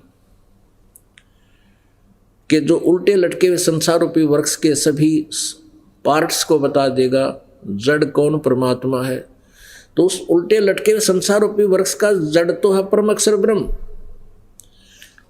और तना है ये अक्षर पुरुष, अक्षर ब्रह्म, और उसमें से एक मोटी डार निकली है, वो है सर ब्रह्म। सर पुरुष कहो चाहे सर ब्रह्म कहो। और तीनों देवा शाखा हैं, रजगुण ब्रह्मा, सतगुण विष्णु, उत्तम गुण शिव जी, ये शाखा है। और पात रूप संसार, ये परमेश्वर ने 600 वर्ष पहले, लगभग 550 वर्ष पहले बताया था। अक्षर पुरुष एक पेड़ है, निरंजन वा की डार, और तीनों देवा शाखा हैं, ये पात रूप संसार। अपने आत्मा पूर्ण परमात्मा ने 550 वर्ष पहले अपनी अमृतवाणी में ये अमृत ज्ञान पहले ही वर्णित कर रखा है, लिपिबद्ध करवा रखा है, बोल रखा है, जो आज हमारे सदग्रंथ इसका समर्थन कर रहे हैं। और उस समय के इन नकली गुरु ब्राह्मणों ने, नकली महर्षियों ने परमेश्वर के इस ज्ञान को ऊपर नहीं आने दिया, ये कह करके हमसे दूर कर दिया कि कबीर अशिक्षित है, ये तत्व ज्ञान से परिचित नहीं है, सदग्रंथों को नहीं जानता है, ये झूठ बोलता है, इसकी बातों में मत आना। और आज वही सदग्रंथ परमात्मा के 550 वर्ष पहले लिपिबद्ध किए गए ज्ञान का समर्थन कर रहे हैं। तो पुण्यात्माओं, हम गीता जी पढ़ा करते थे और शास्त्र विदिता का मनमाना आचरण किया करते थे। ये काल का जाल है, ये काल के दूत, ये नकली संत और गुरु, ये मानव समाज के शत्रु हैं। पुण्यात्माओं, वो गुरु पद पर जो बैठा है और उसको ये पता लग जाता है कि हम साधना गलत कर रहे हैं और करा रहे हैं, यदि वो नेक आत्मा है और अपने शिष्यों का शुभ चिंतक है, तो उसी दिन उसने सरेंडर कर देना चाहिए कि अभी मैं तत्व ज्ञान से परिचित नहीं हूँ, और सरेआम डिक्लेयर कर देना चाहिए, तो उसकी जान बच जाएगी। नहीं तो याद वह दुर्गति होगी उस प्राणी की। परमात्मा ने लिखा कि 22 लाख ऐसे ऐसे नकली गुरु वह नरक में डाल रखे। और जब परमेश्वर वहां गए, जो पहले यहाँ विरोध करते थे, और जब परमेश्वर उसी रूप में उस नरक में सैर सपट्टे को गए, जैसे जेल के अंदर बड़ा अधिकारी जाता है कभी, तो फिर वो कोठड़ियों में से, श्रियों में से हाथ जोड़ कर कहे, हे महाराज हमने बचा दो, हे महाराज हमारी रक्षा करो। परमात्मा फिर बताते हैं कि तुम क्या बकवास किया करते थे, मेरा विरोध करते थे, तुमने बहुत बड़ा जुल्म किया है, उन भोली आत्माओं को मिसगाइड किया, तुमने सत्मार्ग को ग्रहण नहीं करने दिया। अब वो कहते हैं हमसे गलती बन गई भगवान, हमें गलती बन गई। अब तो गलती आप पे महसूस हो रही, जब तुम जेल में पड़े हो, बिरान माटी हो रही, नरक में डाले गए हो। ये गलती उस समय मानते जब यथार्थ ज्ञान में सामने प्रस्तुत कर रहा था, तुम विरोध कर रहे थे जानबूझकर, तुम्हें पता था कि तुम गलती कर रहे हो। तो वो कहते हाँ जी हमें पता था, लेकिन हम मानवश स्वीकार नहीं कर पाए। हमारे शिष्य क्या कहेंगे, हम इस चीज़ से बहुत ज़्यादा प्रभावित रहे और हमने जानबूझकर भी आपका विरोध किया। फिर भोगो अपना दंड। तो पुण्यात्माओं, ये बालकों का खेल नहीं है। मनुष्य जीवन का मिलना, परमात्मा कहते हैं मानुष जन्म दुर्लभ है, ये मिला न बारंबार, और एक बार ये अपने हाथ से छूट गया तो ऐसा होगा जैसे तरवर से पत्ता टूट गिरे, बोर नहीं लगता डर। एक श्वास की कीमत, ओए होए, एक श्वास की कीमत कितनी है परमात्मा बताते हैं। ये सत मंत्र की, सतनाम पालड़ रंगोरी हो, 14 लोग चढ़ावे राम रंगोरी हो, 3 लोग पासंग धरे रंगोरी हो, तो ना तुला तुलाया राम रंगोरी हो। और आप जी के कितने श्वास व्यर्थ हो रहे हैं इन मंत्रों के अतिरिक्त। जैसा आप जी को सारे क्लियर कर दिए तकरीबन हिंट्स दे देकर। प्रथम मंत्र जो आपको दिया जाता है वो मंत्र, दूसरा मंत्र सतनाम है जिसमें 2 अक्षर है, एक ओम है, दूसरा ये तत् है, तत् सांकेतिक है, और ये सतनाम है। फिर जिसमें आपके सतनाम की कमाई अत्यधिक हो जाएगी, यानी पर्याप्त हो जाएगी, उसके बाद फिर आपको सारनाम दिया जाएगा। सारनाम के लिए आप जी उतावले बहुत हो जाते हो, और होना भी चाहिए, लेकिन उसकी विधि है कि दास जब आपको योग्य समझेगा तब सारनाम दिया जाएगा। आप अपना प्रयत्न जारी रखिए, भक्ति करते रहिए और आशा रखिए जितनी बार भी आपसे प्रार्थना की जाए कि सतनाम उस दिन दिया जाएगा, आप सहर्ष आइए और समय आने पर ही आपको मिलेगा। अब जैसे परमात्मा पाने के लिए जैसे पृथ्वी के नीचे जल है, जल प्राप्ति का एक प्रोसीजर है, उस जल को पाने की एक विधि है। जैसे हैंडपंप लगाना पड़ेगा, तो हैंडपंप लगाने के लिए क्या प्रोसीजर है कि एक बोकी मारी जाती है, वह बोकी मिट्टी खोदती है, बाहर पटक देते हैं, फिर मिट्टी खोदती है, बाहर डालते रहते हैं, और साथ में पाइप भी नीचे डालते रहते हैं, एक पाइप, यानी पाइप भी लोअरिंग करते रहते हैं। तो वो सतनाम का काम तो ये समझ लो कि बोकी लग रही है, पाइप नीचे जा रही है, बोकी लगा रहे हो, पाइप नीचे जा रही है। अब 10-20 फुट, 50 फुट, 60 फुट जाने पर हैंडपंप लगवाने वाला कहता है उस मिस्त्री से, कारीगर से, हैंडपंप लाने वाले से कि भी अब तू मेरा ये हैंडपंप चालू कर दे। तो वो मिस्त्री कहेगा जी अभी चालू नहीं हो सकता, क्योंकि अभी इसमें और खुदाई करनी पड़ेगी, और बोकी मारनी पड़ेगी, और लगवाओ। और जिस समय वो पाइप पानी पर पहुंच जाएगी, जल पर पहुंच जाएगी, तो उसके बाद उसके ऊपर एक मशीन लगाई जाती है, मशीन जिसको हैंडल होता है, उसको हैंड पंप बोलते हैं। वैसे तो सारा मिला के हैंड पंप होता है, लेकिन ऊपर जो मशीन अलग बोलते हैं वो एक अलग से रखा होता है इंस्ट्रूमेंट, जिसमें अथली होती है, एक हैंडल होता है, फिर उसको ऐसे घुमाते हैं, वाशर होती है, एक सरिया सा लगा होता है, उस ऊपरले पोर्शन को मशीन बोलते हैं। वो पंप है जो हैंड पंप, हाथ से चलने वाला पंप है, तो वो तो समझो सारनाम है जो हैंड पंप है, और बोकी और पाइप ये सतनाम है। अब सतनाम के श्वास उस श्वास की बोकी मारनी पड़ेगी 2 मंत्र की, और 1 वर्ष में या 2 वर्ष में 4 वर्ष में जब भी आपका जल तक पहुंच जाओगे, फिर आपका वो हैंड पंप लगाया जाता है, सारनाम दिया जाएगा। उससे पहले आप कहते भी रहोगे, ये दास आपको सारनाम नहीं देगा, वो मशीन लगावेगा नहीं, उसका यूज लेस होगी, वो काम करे को नहीं।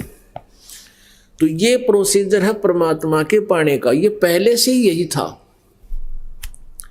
जब से परमेश्वर बहुत बार आए हैं, प्रत्येक युग में अपने इस ज्ञान का वो प्रचार करते हैं। कुछ एक पुण्यात्मा इसको ग्रहण करती हैं, ज़्यादातर ये मनु जैसे भी सतयुग में परमात्मा के ज्ञान का विरोध किया करते थे। और उन मनु और न कह का भी ज्ञान को नहीं, वेदों का। अपनात्मा प्रसंग एक टॉपिक आया था सत्संग में कि 3 लोक और भवन चतुर्दश कोई नहीं सत्संगी। ओए हो, ब्रह्मा विष्णु महेश और दुर्गा और सतयुग के ब्राह्मण ऋषि महर्षि देवता, इन किसी को भी वेद ज्ञान नहीं था। वेदों को कंठस्थ कर लेना एक सेपरेट इशू है, चारों वेदों को कंठस्थ कर लेना ये अलग बात है, लेकिन उसमें वस्तु क्या है, वो हमें क्या संदेश दे रहे हैं, ये समझना विशेष बात है। आविष्कार भगवान ने चारों वेद दे दिए, ब्रह्मा को दिए, और ब्रह्मा जी ने फिर आगे अपने वंशजों को पढ़ाए, ब्राह्मणों को। और ब्राह्मणों ने जैसा ज्ञान ब्रह्मा जी से ग्रहण किया वेदों के अंदर, वेदों में से, क्योंकि ब्रह्मा ने जो उनको ज्ञान सुनाया, उसी ज्ञान को उन्होंने अन्य जनता में, क्योंकि ब्राह्मण वर्ग की एक विशेष यही ड्यूटी थी। 4 वर्ण जब बने, ब्राह्मणों का काम था शिक्षा ग्रहण करना और सद्ग्रंथों का विवेचन करना, अध्ययन करना, फिर उनका निष्कर्ष फिर जनता को समझाना, जगह जगह सत्संग करके बताना। और गीता जी में लिखा है कि विद्वानों से अशिक्षित अविद्वान भी मोक्ष प्राप्त कर सकते हैं। वो कैसे कर सकते हैं कि विद्वानों से सुने हुए वचनों को आधार बनाकर साधना करें। तो इस आदेशानुसार उन ब्राह्मणों से, ऋषियों से जो ज्ञान जनता को मिला उसको फाइनल मान लिया। किस आधार पे कि ये संस्कृत भाषा बोलते हैं, संस्कृत भाषा पढ़े हैं, और सद्ग्रंथ भी संस्कृत में ही है। और ये सभी ऋषि महर्षि कहते हैं कि हम वेदों के आधार पर आपको ये सब ज्ञान बता रहे हैं कि वेदों में ऐसा लिखा। तो सब जनता ने स्वीकार ये हुआ कि ये बड़े विद्वान पुरुष हैं, संस्कृत भाषा जानते हैं और इन्होंने ठीक पढ़ा होगा। तो उस अज्ञान को आज तक उसी का ढोल पीट रहे हैं। अब वो सद्ग्रंथ जिनके आधार से वो हमें ज्ञान दिया करते थे कि पुराणों में ऐसा लिखा है, वेदों में ऐसा लिखा है, गीता जी में ऐसा लिखा है, आज उसको हम स्वयं पढ़ रहे हैं। उन्होंने जो लोक वेद दंत कथा सुना रखी थी, वो गलत ज्ञान सुना रखा था, उससे विपरीत है आज सद्ग्रंथों का ज्ञान। तो गीता जी अध्याय नंबर 16 के श्लोक नंबर 23-24 में यही निर्णय दिया कि अर्जुन, शास्त्र विधि को त्याग कर जो मनमाना आचरण करते हैं, मनमानी पूजा करते हैं, उनको ना कोई सुख होता है, ना उनकी गति होती है, ना कोई सिद्धि होती है। इससे तेरे लिए कर्तव्य और अकर्तव्य की अवस्था में कौन सी साधना करनी चाहिए, कौन सी ना करनी चाहिए, उसके लिए शास्त्र ही प्रमाण है, और किसी की बात मत मानना।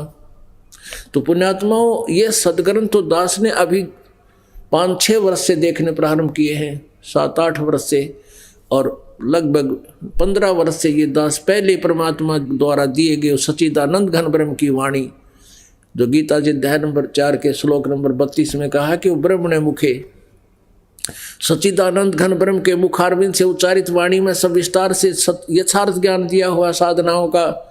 तो उस सच्चिदानंद घन ब्रह्म यानी कबीर वाणी से इस दास को पहले ये ज्ञान प्राप्त था। उसी आधार से 15 साल पहले से ही ये दास ये बताता आ रहा था। अब इन सदग्रंथों का सहयोग आप जी को समझाने के लिए हमारे लिए एक बहुत ही उपयोगी सिद्ध हुआ है, क्योंकि आप जी जिस सदग्रंथ को सही मानते हो उसी में दिखाया जाता है कि इसमें ऐसा लिखा है, और आप जी फिर स्वीकार कर लोगे। और अब भी नहीं कोई मानेगा तो उसके लिए परमात्मा कहते हैं जानबूझ साची तजय और करे झूठते नहीं, ताकि संगत है प्रभु सोपन में भी ना दे। उसकी हमने जरूरत भी नहीं है। जो आंखों देखकर भी विरोध कर रहा है कि ऐसा नहीं है, हम नहीं मानते, तो फिर वो भक्ति योग्य नहीं है, कर्महीन प्राणी है। अब ब्रह्मा विष्णु महेश और सतयुग के ऋषियों को कोई ज्ञान नहीं था, वेद ज्ञान नहीं था, और वेद ज्ञान नहीं था तो कुछ भी ज्ञान नहीं था उनको। चतुर्वेदी, त्रैवेदी, द्विवेदी, ये ब्राह्मण लोग कितने माइंडेड आदमी हुआ करते थे, कितना प्रयत्न किया करते थे, चारों वेदों को कंठस्थ कर लिया करते थे। उनको चतुर्वेदी कहते थे, मौखिक याद कर लिया करते थे, और 2 वेदों को कंठस्थ याद कर लेते थे उनको दिव्यवेदी। जो 3 वेदों को कंठस्थ याद कर किया करते थे उनकी ड्यूटी थी, उनको त्रिवेदी कहा करते थे। और उनको कह का ज्ञान नहीं, वेद बता क्या रहे हैं, तो केवल रट्टाफिकेशन थी, वो रट्टा लाया करते। अब आपको थोड़ा सा एक कंसेप्ट क्लियर करते हैं कि ब्रह्मा विष्णु महेश को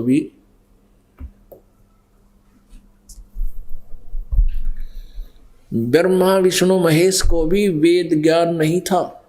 सतयुग के ऋषि महर्षि ब्राह्मणों को वेद ज्ञान नहीं था। अब दिखाते हैं श्रीमद् देवी भागवत, सचित्र मोटा टाइप, गीता प्रेस गोरखपुर। इसका संपादक कौन है? हनुमान प्रसाद पोदार, चिमनलाल गोस्वामी, ये 2 हैं इसके संपादक। ये कहाँ से छपी है, कहाँ से प्रकाशित है? गीता प्रेस गोरखपुर से। इसके 28 से हम पढ़ेंगे। प्रथम स्कंद 28 पृष्ठ। नारद जी और व्यास जी की वार्ता हो रही है। व्यास जी के प्रश्न करने पर नारद जी ने कहा, महाभाग व्यास जी, तुम इस विषय में जो पूछ रहे हो, ठीक यही प्रश्न मेरे पिताजी ने, ब्रह्मा जी ने, भगवान श्री हरि से किया था, विष्णु जी से किया था। देवा अधिदेव, अब नारद जी क्या बता रहे हैं? देवा अधिदेव भगवान जगत के स्वामी हैं। विष्णु जी को सब देवताओं के देवता मान रहे हैं। ब्रह्मा और नारद और व्यास जी ज्ञान ग्रहण कर रहे हैं। और क्या बता रहे हैं? लक्ष्मी जी उनकी सेवा में उपस्थित रहती हैं। 4 भुजाएं हैं, शंख चक्र गदा पद्म लिए रहते हैं, पीतांबर धारण करते हैं। शंख चक्र गदा लिए रहते हैं, पीतांबर धारण करते हैं, 4 भुजाएं हैं। वक्ष स्थल पर श्री वत्स का चिन्ह चमकता रहता है। वे चराचर जगत के आश्रयदाता हैं। नारद जी बोल रहे हैं और व्यास जी सुन रहे हैं। नारद जी ने ये ज्ञान कहाँ से सुना? ब्रह्मा जी से। अब क्या बता रहे हैं? विष्णु जी को कह रहे हैं वो जगत गुरु, विष्णु जी के विषय में कह रहे हैं जगत गुरु है वो, देवताओं के भी देवता हैं। ऐसे जगत प्रभु भगवान श्री हरि महान तप कर रहे थे। महान तप माने घोर तप रहे थे। उनकी समाधि लगी थी। यह देखकर मेरे पिताजी ब्रह्मा जी को बड़ा आश्चर्य हुआ। अतः उन्होंने उनसे जानने की इच्छा प्रकट की। ब्रह्मा जी ने पूछा, प्रभु आप देवताओं के अध्यक्ष, जगत के स्वामी, भूत भविष्य एवं वर्तमान सभी जीवों के एकमात्र शासक हैं। बता, ब्रह्मा जी विष्णु जी को सुप्रीम पावर बता रहा, सब देवताओं के देवता, फिर आप क्यों तपस्या कर रहे हैं और किस भगवान की, किस देवता की आराधना में ध्यान मग्न है? मुझे असीम आश्चर्य तो यह हो रहा है, आप देवेश्वर यानी देवताओं के भी मालिक, आप देवेश्वर एवं सारे संसार के शासक विष्णु जी को कुल मालिक कह रहा है ब्रह्मा, होते हुए भी समाधि लगाए बैठे हैं। अब विष्णु जी क्या उत्तर देते हैं? ब्रह्मा जी के विनीत वचन सुनकर भगवान श्री हरि उनसे कहने लगे, ब्रह्मन सावधान होकर सुनो, मैं अपने मन का विचार व्यक्त करता हूँ। देवता दानव मानव सब यही जानते हैं, तुम सृष्टि करते हो, मैं पालन करता हूँ, और शंकर संहार किया करते हैं। किंतु फिर भी वेद के पारगामी पुरुष अपनी युक्ति से ये सिद्ध करते हैं कि रचने पालने और संहार करने की यह योग्यता जो हमें मिली है, इसकी अधिष्ठात्री शक्ति देवी है, यानी दुर्गा है। आगे देखो, वे कहते हैं संसार की सृष्टि करने के लिए तुम में राजसी शक्ति का संचार हुआ है। यह भी सिद्ध हो रहा है कि रजगुण ब्रह्मा है, और मुझे सात्विक शक्ति मिली है। इससे सिद्ध है विष्णु सतोगुण है, और रुद्र में तामसी शक्ति का आविर्भाव हुआ है। इससे सिद्ध है कि महेश शिव जो है ये तमोगुणी है, तमोगुण युक्त है। उस शक्ति के अभाव में तुम इस अच्छा आगे देखो, सुवर्त प्रत्यक्ष और परोक्ष दोनों उदाहरण मैं तुम्हारे सामने रखता हूँ, सुनो। यह निश्चित है कि उस शक्ति के अधीन होकर ही मैं प्रलय काल में इस शेष नाग की शया पर सोता और सृष्टि करने का अवसर आते ही जाग जाता हूँ। मैं सदा तप करने में लगा रहता हूँ, और उस शक्ति के शासन से कभी मुक्त नहीं रह सकता। कभी अवसर मिला तो लक्ष्मी के साथ सुखपूर्वक समय बिताने का सौभाग्य प्राप्त होता है। ओए मैं कभी तो दानों के साथ युद्ध करता रहता हूँ। अखिल जगत के भय पहुंचाने वाले दैत्यों के विकराल शरीरों को शांत करना मेरा परम कर्तव्य हो जाता है। और यहाँ रिकॉर्ड तोड़ दिया विष्णु जी ने अपने ज्ञान में। मुझे सब प्रकार से शक्ति के अधीन होकर रहना पड़ता है। उन्हीं भगवती शक्ति का मैं निरंतर ध्यान किया करता हूँ। ब्रह्मा जी मेरे स्पिरिचुअल नॉलेज में, आध्यात्मिक जानकारी में, मेरी जानकारी में इन भगवती शक्ति से यानी दुर्गा से बढ़कर कोई भगवान नहीं, इससे ऊपर कोई परमात्मा नहीं, इससे बढ़कर कोई देवता नहीं। पुण्यात्माओं, ये तो स्पष्ट हुआ। भगवान विष्णु स्वयं स्वीकार कर रहे हैं कि मैं महादुखी, मैं सदा तप करने में, घोर तप करने में लगा रहता हूँ। और तप करने के बाद फिर जब बैटरी चार्ज हो जाती है, ये काल प्रेरित करता अपने रिमोट से कि राक्षसों के साथ युद्ध कर, कहता उनको मारना मेरा कर्तव्य बन जाता है। और पुण्यात्माओं, इसका विधान है इस ब्रह्म का, जैसे कर्म करेगा वैसा फल मिलेगा। अब पहले तो तप करावे, शास्त्र विरुद्ध साधना, फिर उसमें सिद्धि शक्ति आ जाती है, उससे फिर राक्षसों को मरवाता है। वो बैड अकाउंट में लिख दिए जितने भी इंसाएं की, और फिर इनकी मृत्यु के उपरांत इनको सब भोग भोगने पड़ेंगे। अब परमात्मा कहते हैं, साच कहूँ तो जग ना माने, झूठ कही ना जाई हो। ब्रह्मा विष्णु ये शिव जी दुखिया, जिन ये राह चलाई हो। अब 550 वर्ष पहले परमात्मा ने कहा करते कि ब्रह्मा विष्णु महेश भी महादुखी हैं, तो विरोध किया करते थे वो अन्नाड़ी अज्ञानी ऋषि महर्षि के, बताओ ब्रह्मा को भी दुखी बताता है, विष्णु जी को भी दुखी बताता है। और ये आप कहने लग रहे, इतिहास देख लो। विष्णु जी के अवतार श्री रामचंद्र जी माने जाते हैं। अयोध्या में राजा दशरथ के पुत्र, एक पल भी सुख का व्यतीत नहीं हुआ उन पूरे जीवन में। नजर दौड़ा कर देख लो, छोटी आयु में ही उनका विवाह हो गया, विवाह होते ही उनका वनवास हो गया। वनवास से सीता उठा ली गई, 12 वर्ष तक वनवास भोगा, फिर सीता रावण की कैद में, फिर युद्ध हुआ, करोड़ों आदमी मर गए। और फिर सीता जी की परीक्षा करके अग्नि में बैठा दी कि अगर तू जल गई तो कलंकित है, और नहीं जली तो तू पाक पवित्र है। ये परीक्षा की हजारों व्यक्तियों के सामने श्री राम ने।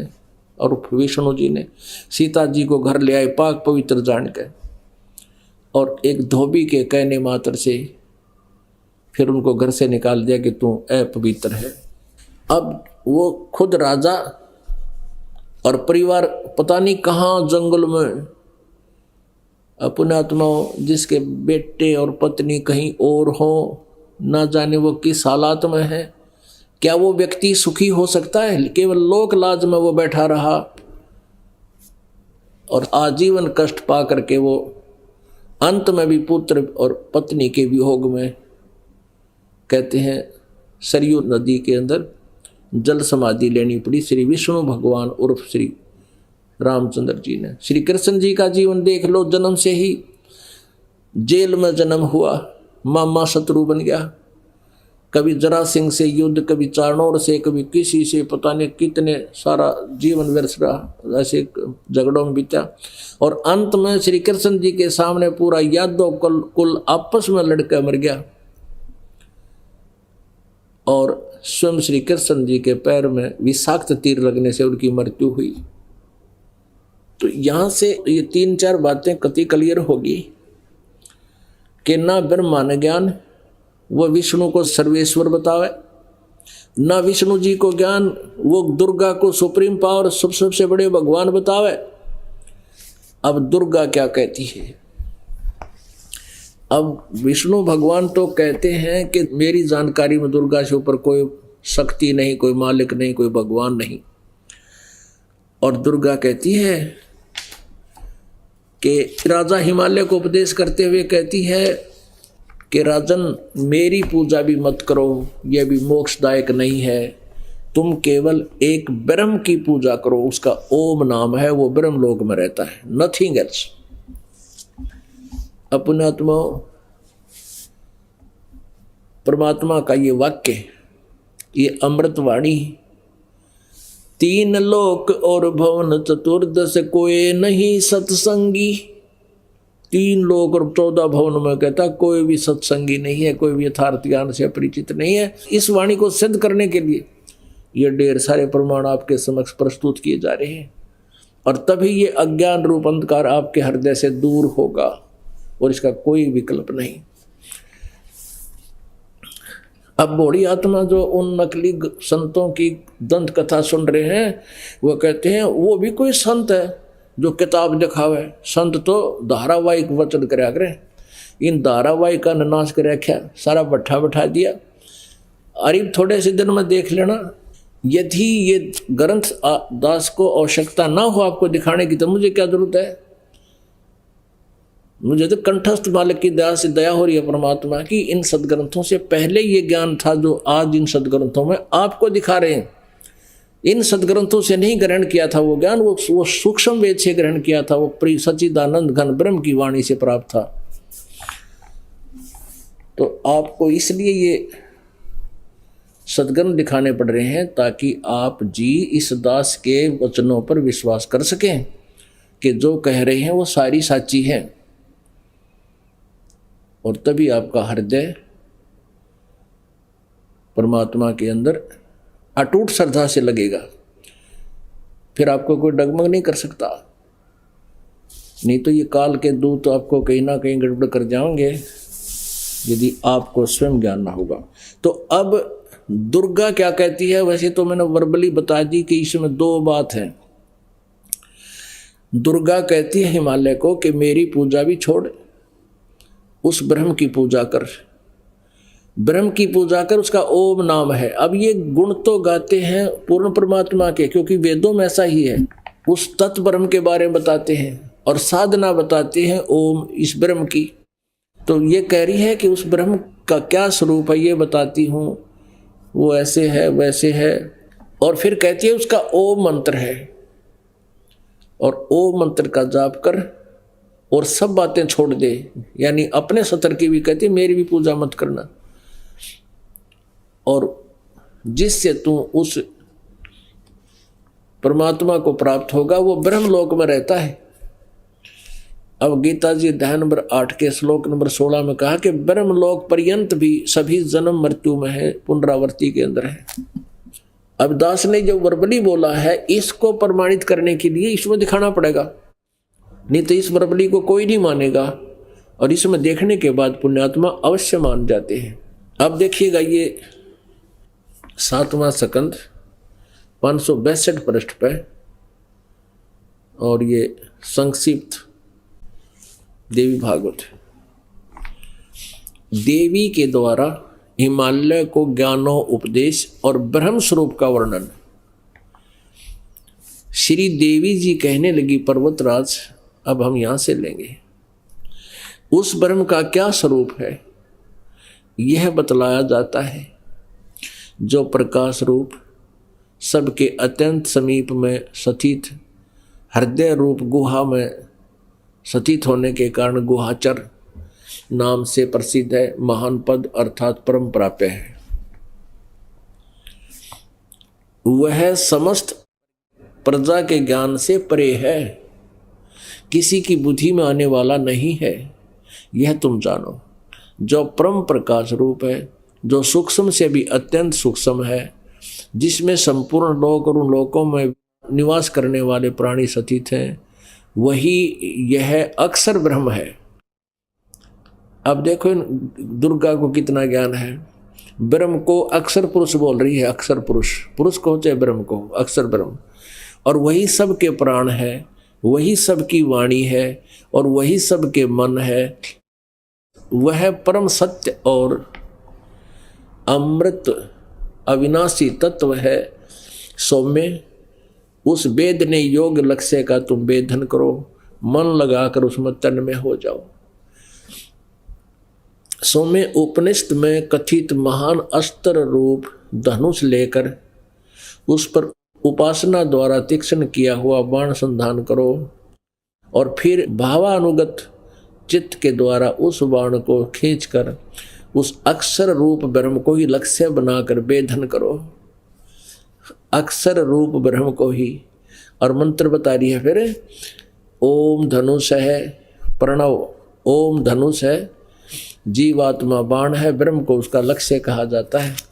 यानी जीवात्मा, जीव जो है ओम का जाप करे, ब्रह्म प्राप्ति उद्देश्य हो, उस एकमात्र परमात्मा को ही जाने, दूसरी सब बातों को छोड़ दे। यानी कोई साधना नहीं करनी, मेरी भी नहीं करनी, सब छोड़ दे,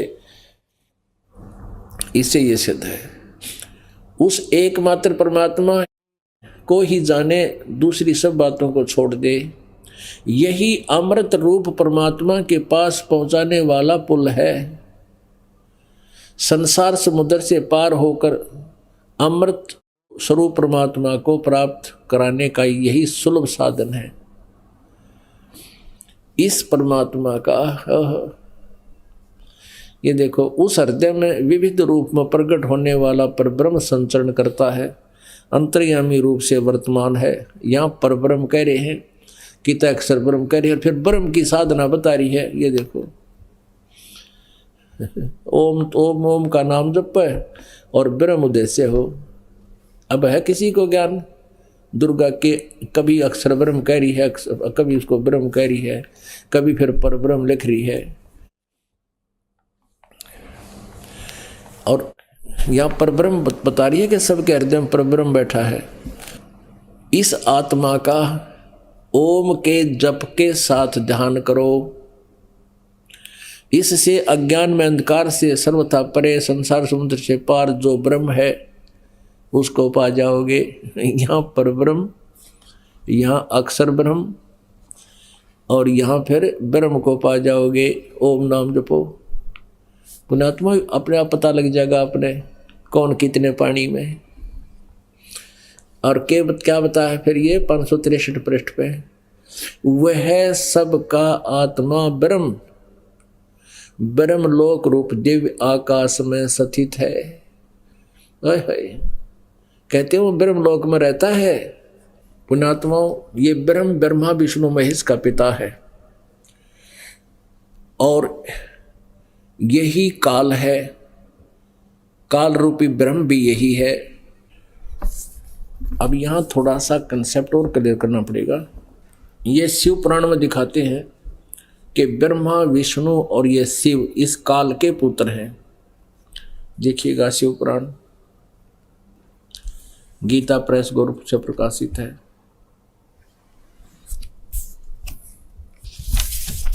हनुमान प्रसाद पोदार इसके संपादक हैं और गीता प्रेस गोरखपुर से ही ये मुद्रित है, प्रकाशक भी यही है इसके, गीता प्रेस गोरखपुर। इसमें आपको दिखाते हैं इस काल के बारे में ब्रह्मा बता रहा है नारद को। ये रुद्र संहिता है 101 पृष्ठ पे।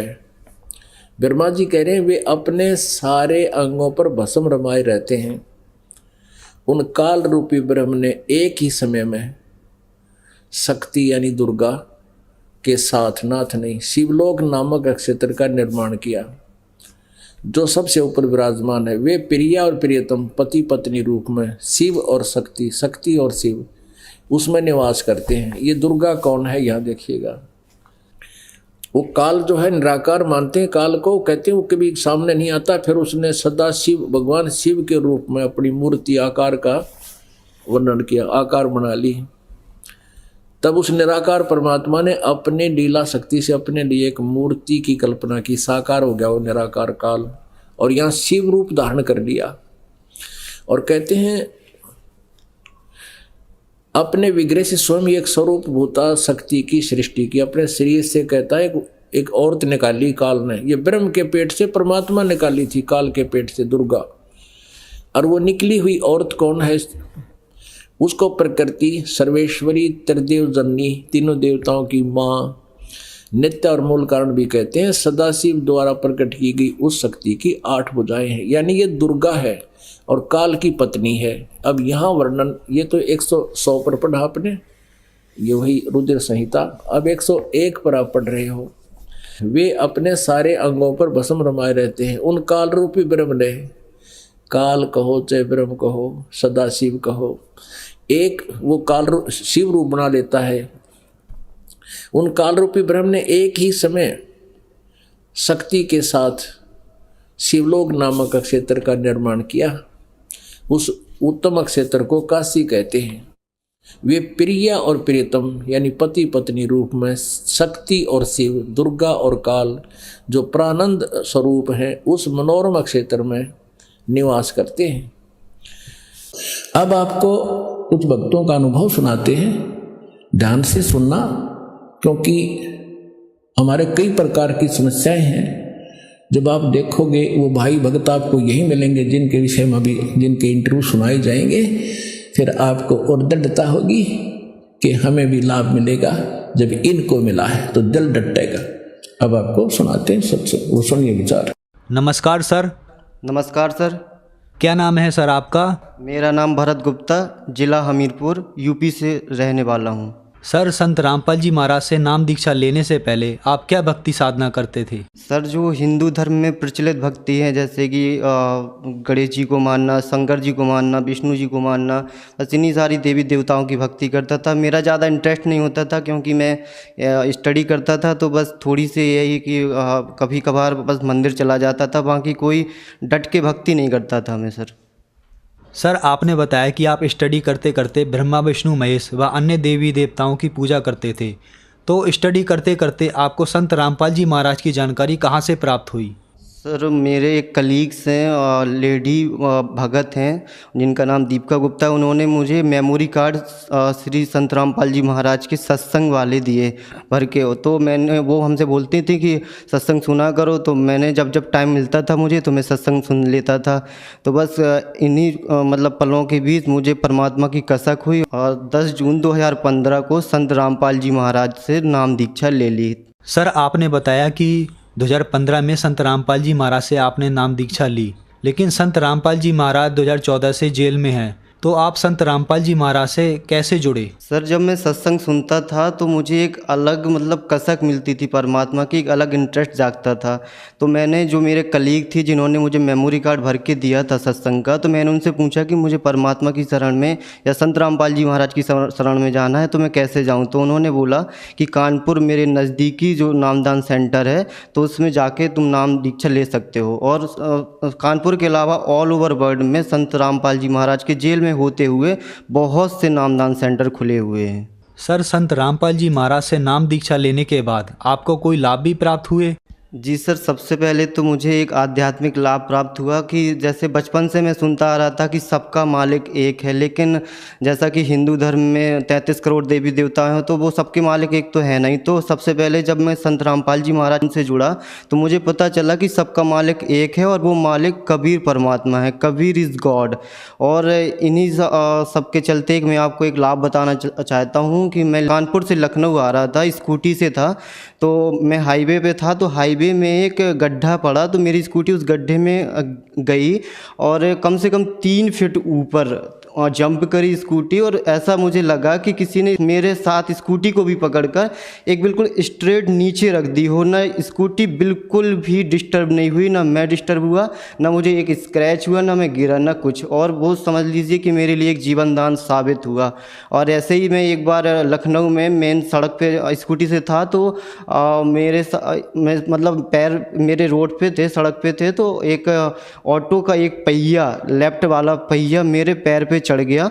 तो मुझे उस टाइम एट अ टाइम मुझे बहुत पेन हुआ। तो मैंने सभी लोग ने मुझे देखा तो मुझसे बोले कि आपका पैर तो या तो फ्रैक्चर हो गया या फिर आपको कोई चोट हो गई तो इंटरनली। तो मैंने कहा नहीं, ऐसा नहीं हो सकता। तो मैंने मन में ही संत रामपाल जी महाराज से अरदास लगाई कि परमात्मा, एट अ टाइम तो मुझे बहुत पेन हो रहा, प्लीज़ इस पेन को ख़त्म करिए और ऐसा कुछ भी ना हो जो ये लोग बोल रहे हैं।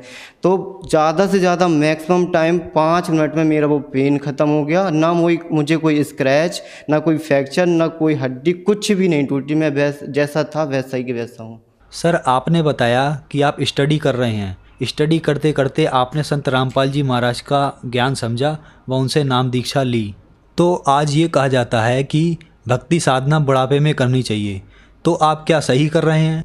जी सर, बिल्कुल मैं तो बहुत सही कर रहा हूँ। और ये जो आपने बात बोली है कि ये सारी चीज़ें जो भक्ति होती है ये सब बुढ़ापे की चीज़ें होती हैं, इस मेरे साथ हुई भी है। बहुत सारे लोगों ने, मेरे रिलेटिव्स ने, मेरे फ्रेंड्स लोग, मेरे माता पिता और भी जो लोग हैं, उन्होंने मुझसे कहा कि अभी तुम्हारी ये एज नहीं है भक्ति करने की, तुम्हारी स्टडी करने की है, अपनी लाइफ सेटल करने की, पहले कुछ अपना फ्यूचर बना लो। लेकिन मुझे लगता है कि ये फ्यूचर तो जब हम ही नहीं रहेंगे तो ये फ्यूचर क्या होगा? अगर मान लीजिए मैं कुछ बन गया और मेरी कल के दिन कोई डेथ हो गई तो वो किस काम की मेरी पोस्ट? इसीलिए ये जो भक्ति करते हैं ये कोई एज से नहीं होती, ये जब परमात्मा की शरण मिल जाए हमें तब ग्रहण करनी चाहिए। संत रामपाल जी कहते हैं कि हमें तो भक्ति हर पल, हर श्वास वो श्वास से करनी चाहिए, जिससे हमारा पास्ट और फ्यूचर और प्रेजेंट तीनों हमारा अच्छा बने, ताकि हम अपनी बुढ़ापे को भी जवानी के तरीके से काट पाएँ। जो भी भगत लोग या जो भी भाई संत रामपाल जी महाराज से जुड़े हैं, बूढ़े हैं, वो भी अपने ये बुढ़ापे को एक अच्छे और सरल तरीके से काट रहे हैं। और मतलब उनको कोई भी दुख तकलीफ़ नहीं है, उनको फ़र्क ही नहीं पड़ता कि हम बुढ़ापे में हैं या फिर हमारी जवानी है। सर, क्या कारण है संत रामपाल जी महाराज जेल में होने के बाद भी उनकी लोकप्रियता बढ़ती चली जा रही है? क्या कारण है? सर, जेल में जाना कोई नेगेटिव पॉइंट नहीं है। जेल जाने के तो लिए महात्मा गांधी हैं, नेल्सन मंडेला हैं, ये लोग भी जेल गए थे, तो इनकी पॉपुलैरिटी भी बहुत ज़्यादा है। और संत रामपाल जी महाराज की पॉपुलैरिटी के साथ साथ और उनका ज्ञान और उनकी जो बताई हुई चीज़ें हैं, बताया हुआ मार्ग है, वो हम भगत लोगों को या हम जैसे लोगों को एक सही दिशा देता है, जीने की दिशा देता है। सारी जो हमारी डाउट्स हैं, प्रॉब्लम्स हैं, हमारे घर में जो सुख शांति नहीं हो रही होती है, हम लोगों को बीमारी का निवारण, जो भी हर चीज़ है, दहेज मुक्त भारत, नशा मुक्त भारत, ये सब सारी चीज़ें संत रामपाल जी महाराज की शरण में आने से डे बाय डे ख़त्म होती जा रही हैं। और जैसे जैसे श्रद्धालु और जैसे जैसे लोग संत रामपाल जी महाराज से जुड़ते जा रहे हैं, उनकी प्रॉब्लम्स का सबका सॉल्यूशन होता जा रहा है। तो जेल जाना कोई बड़ी बात नहीं है सर। जेल जाने के लिए तो अच्छे लोग जेल जाते हैं और कुछ अच्छे काम के लिए जेल जाते हैं। और संत रामपाल जी महाराज तो कबीर साहब के एक अवतार हैं उनका जेल जाना या ना जाना, ये सारी चीज़ें मैटर नहीं करती सर। जैसा कि सर मैं भी संत रामपाल जी महाराज के जेल जाने के बाद ही जुड़ा, और बहुत से ऐसे लाखों लोग हैं जो संत रामपाल जी महाराज के जेल जाने के बाद जुड़े। उनकी बहुत सारी प्रॉब्लम्स का सॉल्यूशन हुआ। बहुत बड़ी बड़ी बीमारी जैसे कैंसर जैसी लाइलाज बीमारी का भी संत रामपाल जी महाराज से जुड़ने पर उसका निवारण है, और उनकी पॉपुलैरिटी और उनकी जो लोकप्रियता है वो इन्हीं सब चीज़ों से बनी हुई है। वो सारे हर दुखों का निवारण करते हैं, हर छोटे से छोटे और बड़े दुखों का निवारण करते हैं। संत रामपाल जी के ऊपर पूरा विश्वास है कि उनकी जो भक्ति है, उनके बताए हुए मार्ग है, उसमें एक ना एक दिन पूरा विश्व जुड़ेगा, और उनकी जो पॉपुलैरिटी है उनको कोई भी नहीं रोक सकता, जहाँ तक कि कोई भी पावर उनकी शक्ति को नहीं रोक सकती। सर, आपने कहा कि संत रामपाल जी महाराज से जुड़िए। संत रामपाल जी महाराज आज जेल में हैं, तो उनसे कैसे जुड़ा जा सकता है? सर, टीवी में उनका सत्संग आता है कोई भी चैनल पर, तो उसमें एक लाइनिंग आती रहती है कंटिन्यू जब तक उनका सत्संग चलता है। तो उन पर जो नंबर दिए गए होते हैं उन पर आप कांटेक्ट कर सकते हैं।